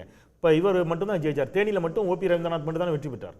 அப்போ இது பொருந்தாத கூட்டணி அப்படிங்கிறது திருப்பி ப்ரூவ் ஆகுது. இதுவரை வைத்து ஏதேனும் ஒரு வகையில் தமிழ்நாட்டிற்குள் கால் ஊன்றதற்கு பாஜக திட்டமிடுகிறது. வாக்குகள் சிதறிவிடக்கூடாது, திமுகவை வீழ்த்தணும், திமுக ஆட்சிக்கு எதிரான வாக்குகள் சிதறிவிடக்கூடாதுன்றக்காக தான் நாங்கள் பிஜேபியோட கூட்டணி வச்சோம். இந்த கூட்டணியில் பாமக வரும், பிரமாதமான அல்லது பிரம்மாண்டமான ஒரு கட்சி கூட கூட்டணி அமையும் அப்படின்னு சொல்கிறார். அவருக்கு இப்போ இருக்கிற கூட்டணி வெற்றி பெற போதாதுன்ற எண்ணத்திலிருந்து வருதா, இல்லை திரைமறைவில் வேறு ஏதேனும் பெரிய கூட்டணி, ஒரு மெகா கூட்டணி, பிரம்மாண்ட கூட்டணி, இதற்கான ஏற்பாடுகள் முயற்சிகள்ன்றது போகிறத இண்டிகேட் பண்ணுறாரு சார்? இந்த மாதிரி எடப்பாடி பழனிசாமி அவர்கள் 2024 ஒரு மெகா கூட்டணி நான் கட்டமைக்க போகிறேன்னு சொல்லி சொன்னார். கடைசியாக தேமுதிக மட்டும் தான் வந்தார்கள். ஒவ்வொரு முறையுமே அவர் எப்பொழுதெல்லாம் மெகா கூட்டணியை கட்ட போகிறேன்னு சொல்லி சொன்னார், அது வந்து நடக்கலை. இன்னொன்று, ஒரு பிரமாதமான கட்சினா அப்போ அதிமுகவோட இன்னொரு பிரமாதமான கட்சி எதுன்னு எனக்கு தெரியல. அவங்க கூட்டணியில் இருக்கிற பெரிய பார்ட்டி அதுதான். எங்களோட ஒரு பிரமாதமான கட்சி எது? அப்போ இப்போ யாரை அழைக்கிறார் அப்படிங்கிறது தெரியல. இன்னொன்று, நீங்கள் வந்து இப்போ இந்த கூட்டணியில் நீங்கள் சொன்ன மாதிரி பாமக இல்லை அவங்களுடைய மற்ற என்டிஏல இருக்கிற மற்ற பிளேயர்ஸ்லாம் வந்துடுறாங்க. ஒருவேளை வந்து ஓபிஎஸ் தினகரன் அவங்க வந்தால் கூட இவங்க மறுபடியும் நீங்கள் விஜயையும் அழைக்கிறாங்க. தமிழக வெற்றி கழக விஜய் அவர்களும் வரணும். வந்தால் தான் இது வந்து ஒரு வின்னிங் கூட்டணியாக மாறும். அப்போ அதுவே பெரிய பலகீனம் தானே. அவங்க ஏன் வந்து என்டிஏ வந்து செயற்குழு கூட்டத்தில் பாஜக எதிர்த்து தீர்மானங்கள் போட்ட பிறகும் பாஜக விமர்சிக்க தயங்குறாங்க. சின்ன திருத்தம் மன்னிக்கணும், விஜய் கூட்டணியே வந்து சேர்ந்தாலும் சரி, அதுபோல் இன்னொரு கட்சி வந்து சேர்ந்தாலும் சரி, திராவிட முன்னேற்ற கழகத்தினுடைய கூட்டணி தான் வெற்றி பெறும். அதான் இவங்க நினைக்கிறத நான் சொல்கிறேன். செயற்குழு தீர்மானங்களில் திமுகவை எதிர்த்து அது பாஜகவை எதிர்த்து போடும்பொழுதும் பேசாமல் இருக்காங்க. நீங்கள் வந்து கூனி கோரிக்கை நாங்கள் அதிமுக மாதிரியோ திமுக மாதிரியோ போக மாட்டோம் அப்படின்னு ஒரு வார்த்தை சொல்லும் பொழுதும் பேசாமல் அதிமுகவும் அது அவர் கருத்துங்க, அதை பற்றி நம்ம எங்கே பேசணும் அப்படின்னு சொல்லி அவர் கடந்து போகிறார். அப்போ அவர்களுக்கு அவங்க வந்து ஒரு பொட்டன்ஷியல் அலை சார், இன்னைக்கு நாள் நம்மளோட ஒரு கடைசி நேரத்தில் வந்து சேர்ந்துட மாட்டாங்களா? அதான் சொல்கிறேன். அதை நீங்கள் இண்டிகேட் பண்ணிகிட்டே இருந்தீங்கன்னா அப்போ என்ன அர்த்தம் கேட்டிங்கன்னா இந்த கூட்டணி ஜெயிக்காதுப்பா. இதில் பாமக வரட்டும், பல என்டிஏ வரட்டும், நீங்கள் சொல்கிற மாதிரி 18, 19 சேர்ந்தா கூட இது ஜெல்லாகாது, ஜெயிக்காது. நமக்கு வேற ஒருத்தர் வேணும், இல்லை இன்னும் அதிகமாக திமுகலேருந்து விசிக வேணும், கம்யூனிஸ்ட் வேணும், எல்லாரும் வேணும் அப்படின்னு சொன்னீங்கன்னா அப்போ மறுபடியும் இது ரொம்ப பலகீனமான கூட்டணிங்கிறத நீங்கள் வெளிப்படுத்திக்கிட்டே இருக்கீங்க. அப்போ அந்த பலகீனமான ஒரு நரேட்டிவ்காது இல்லைங்க நாங்கள் ஜெயிச்சிரும், இது இல்லைங்க நாங்கள் யாரையும் கூப்பிடலான்னு சொல்லணும்ல. இப்போ நரேட்டிவ் என்னன்னா ஒரு சுற்றுப்பயணத்தில் எழுச்சி வந்துருச்சு, எந்த அடிப்படையில் சொல்கிறார்? இப்போ அப்போ யார் இப்போ எந்த ஒரு தலைவர் போனாலும் இப்போ ஸ்டாலின் அவர்களும் போகிறார், ஓரணியில் தமிழ்நாடு போகிறார், அவருக்கும் நம்ம கூட்டம் பார்க்குறோம், அப்படி எல்லா கட்சிகளுக்கும் நம்ம பார்த்துட்டு. நீங்கள் சொல்கிறது உண்மையான ஏதாவது ஒரு பத்திரிகையில் வரலாறு காணாத மக்கள் திரள், எழுச்சி, அலைமோதியது, லட்சக்கணக்கான மக்கள், ஏதாவது ஒரு பத்திரிகையில் வந்திருக்குதா? அவர் சொல்கிறாரு, நம்ம தான் பார்க்குறோமே. கடும் முயற்சி செய்து ஒரு மக்களை கூட்டுறாங்க, 5000 பேர், 3000 பேர், 4000 பேர். அது 20-30 ஆண்டுகளுக்கு முன்னால் அண்ணா திராவிட முன்னேற்றத்துக்கு கழகத்திற்கு திரண்ட கூட்டம் அல்ல, தன்னியல்பில் திரண்டு வந்த கூட்டம் அல்ல. எந்த ஒரு கூட்டணி தன்னியல்பில் திரண்டு வருகிறதோ அதான் வெற்றி பெறும். அப்போ உங்களோட இப்போ இருக்கின்ற ஒரே கூட்டணி கட்சியான பாஜக கொடிகளே பார்க்க முடியல. அவங்களே இவரை நம்புறாங்களா? இவர் நம்பி இவர் பேச போறாருப்பா, இவர் வாங்க நம்மளாம் கூட்டம் போகலாம். அந்த மாவட்ட தலைவர், அந்த மாவட்ட செயலாளர்கள், ஒன்றிய தலைவர், அவங்களே வந்து எவ்வளோ பேர் போகிறாங்கிற கேள்வி இருக்குல்ல. இதில் நீங்கள் பிரம்மாண்டமான கூட்டணி, ஒவ்வொரு கட்சிக்கும் எப்படி ஆட்களை திரட்டுறாங்கன்னு நம்ம பார்த்துட்டு தான் இருக்கும். அப்படி இருக்கும் பொழுது நான் ரொம்ப பெரிய கூட்டணியை கட்டமைச்சிட்டேன், இல்லை வந்து பெரிய கூட்டத்தை நான் கூட்டிட்டேன்னு சொல்வதெல்லாம் அது எங்கே ரெசிப்ரோகேட் ஆகுதுன்னு ஒரு கேள்வி இருக்கு இல்லையா? அது பார்க்க முடியல, கிரவுண்டில் பார்க்க முடியும். அது ஒருவேளை உண்மையிலே அவருக்கு நம்பிக்கை இருந்திருந்தால் அவர் மறுபடியும் ஒவ்வொரு நாளும் இவங்களை இன்னைக்கு விசிக்க கூப்பிட்டுட்டோம், நாளைக்கிட்டோம் வேற யாராவது கூப்பிடலாமா அப்படின்னு போக மாட்டார். எனக்கே நல்ல கான்ஃபிடன்ஸ் இருக்குங்க, நல்லா நம்ம ஜெயிச்சிருவோம் போல இருக்குது, நல்ல கூட்டம் வராங்க, நல்ல மக்கள் என்கிட்ட பேசுகிறாங்கன்னு இருக்கும். இல்லை இன்றைக்கி நம்ம விசிக்க கூப்பிடணும், நாளைக்கு கம்யூனிஸ்ட்டை கூப்பிடணும், அவர் போகிறதுக்கான அர்த்தம், கேட்கறதுக்கான அர்த்தம் என்னன்னா இந்த கூட்டணியில் கொள்கைகள் முறையெல்லாம் தேவையில்லை. பாமக இருக்கட்டும், விசிக இருக்கட்டும், கம்யூனிஸ்ட் இருக்கட்டும், பாஜக இருக்கட்டும், நமக்கு எப்படியாவது ஜெயிக்கணும் அப்படிங்கிற ஒரு நோக்கம் மட்டும்தான் இருக்கிறது. தன்னோட பலகீனத்தை அவர் வெளிப்படுத்தி கொண்டே இருக்கின்றார். நன்றி. முதல் நாளே அத்திக்கடவு அவிநாசி திட்டத்தை பற்றி ஒரு விவசாயி கேள்வி கேட்கிறார், நீங்கள் நிறைவேற்றுவீங்களேன்னு சொன்னீங்க. அவர் சொன்ன பதில், அது மத்திய அரசு அதுக்கு அனுமதி தர மறுத்துட்டாங்கிறார். அடுத்த நாளே சொல்கிறாரு, மத்திய அரசு எல்லா திட்டங்களும், நிறைய நல்ல திட்டங்களுக்கு தமிழ்நாட்டுக்கு தருது, மத்திய அரசு தான் திட்டங்களை தர மறுக்கிறது என்று திமுக சொல்வது பொய்யுங்கிறாரு. அப்போ மக்கள் பார்த்துட்டே இருக்கிறாங்க, அவருடைய முன்னுக்கு பின் முரணான பேச்சுக்களை மக்கள் பார்த்து கொண்டிருக்கிறார்கள், மக்கள் பெருந்தரலாக வந்திருக்கிறார்கள், எழுச்சியோடு இருக்கிறார்கள் என்று சொல்வதெல்லாம் அவர்களே ஏமாற்றிக் கொள்வது. நன்றி, எல்லோருக்கும் நன்றி. மீண்டும் சந்திப்போம். இது கேள்விக்களம், மக்களின் மேடை. உடனுக்குடன் செய்திகளை தெரிந்து கொள்ள சன் நியூஸ் பெல் ஐகானை கிளிக் பண்ணுங்க.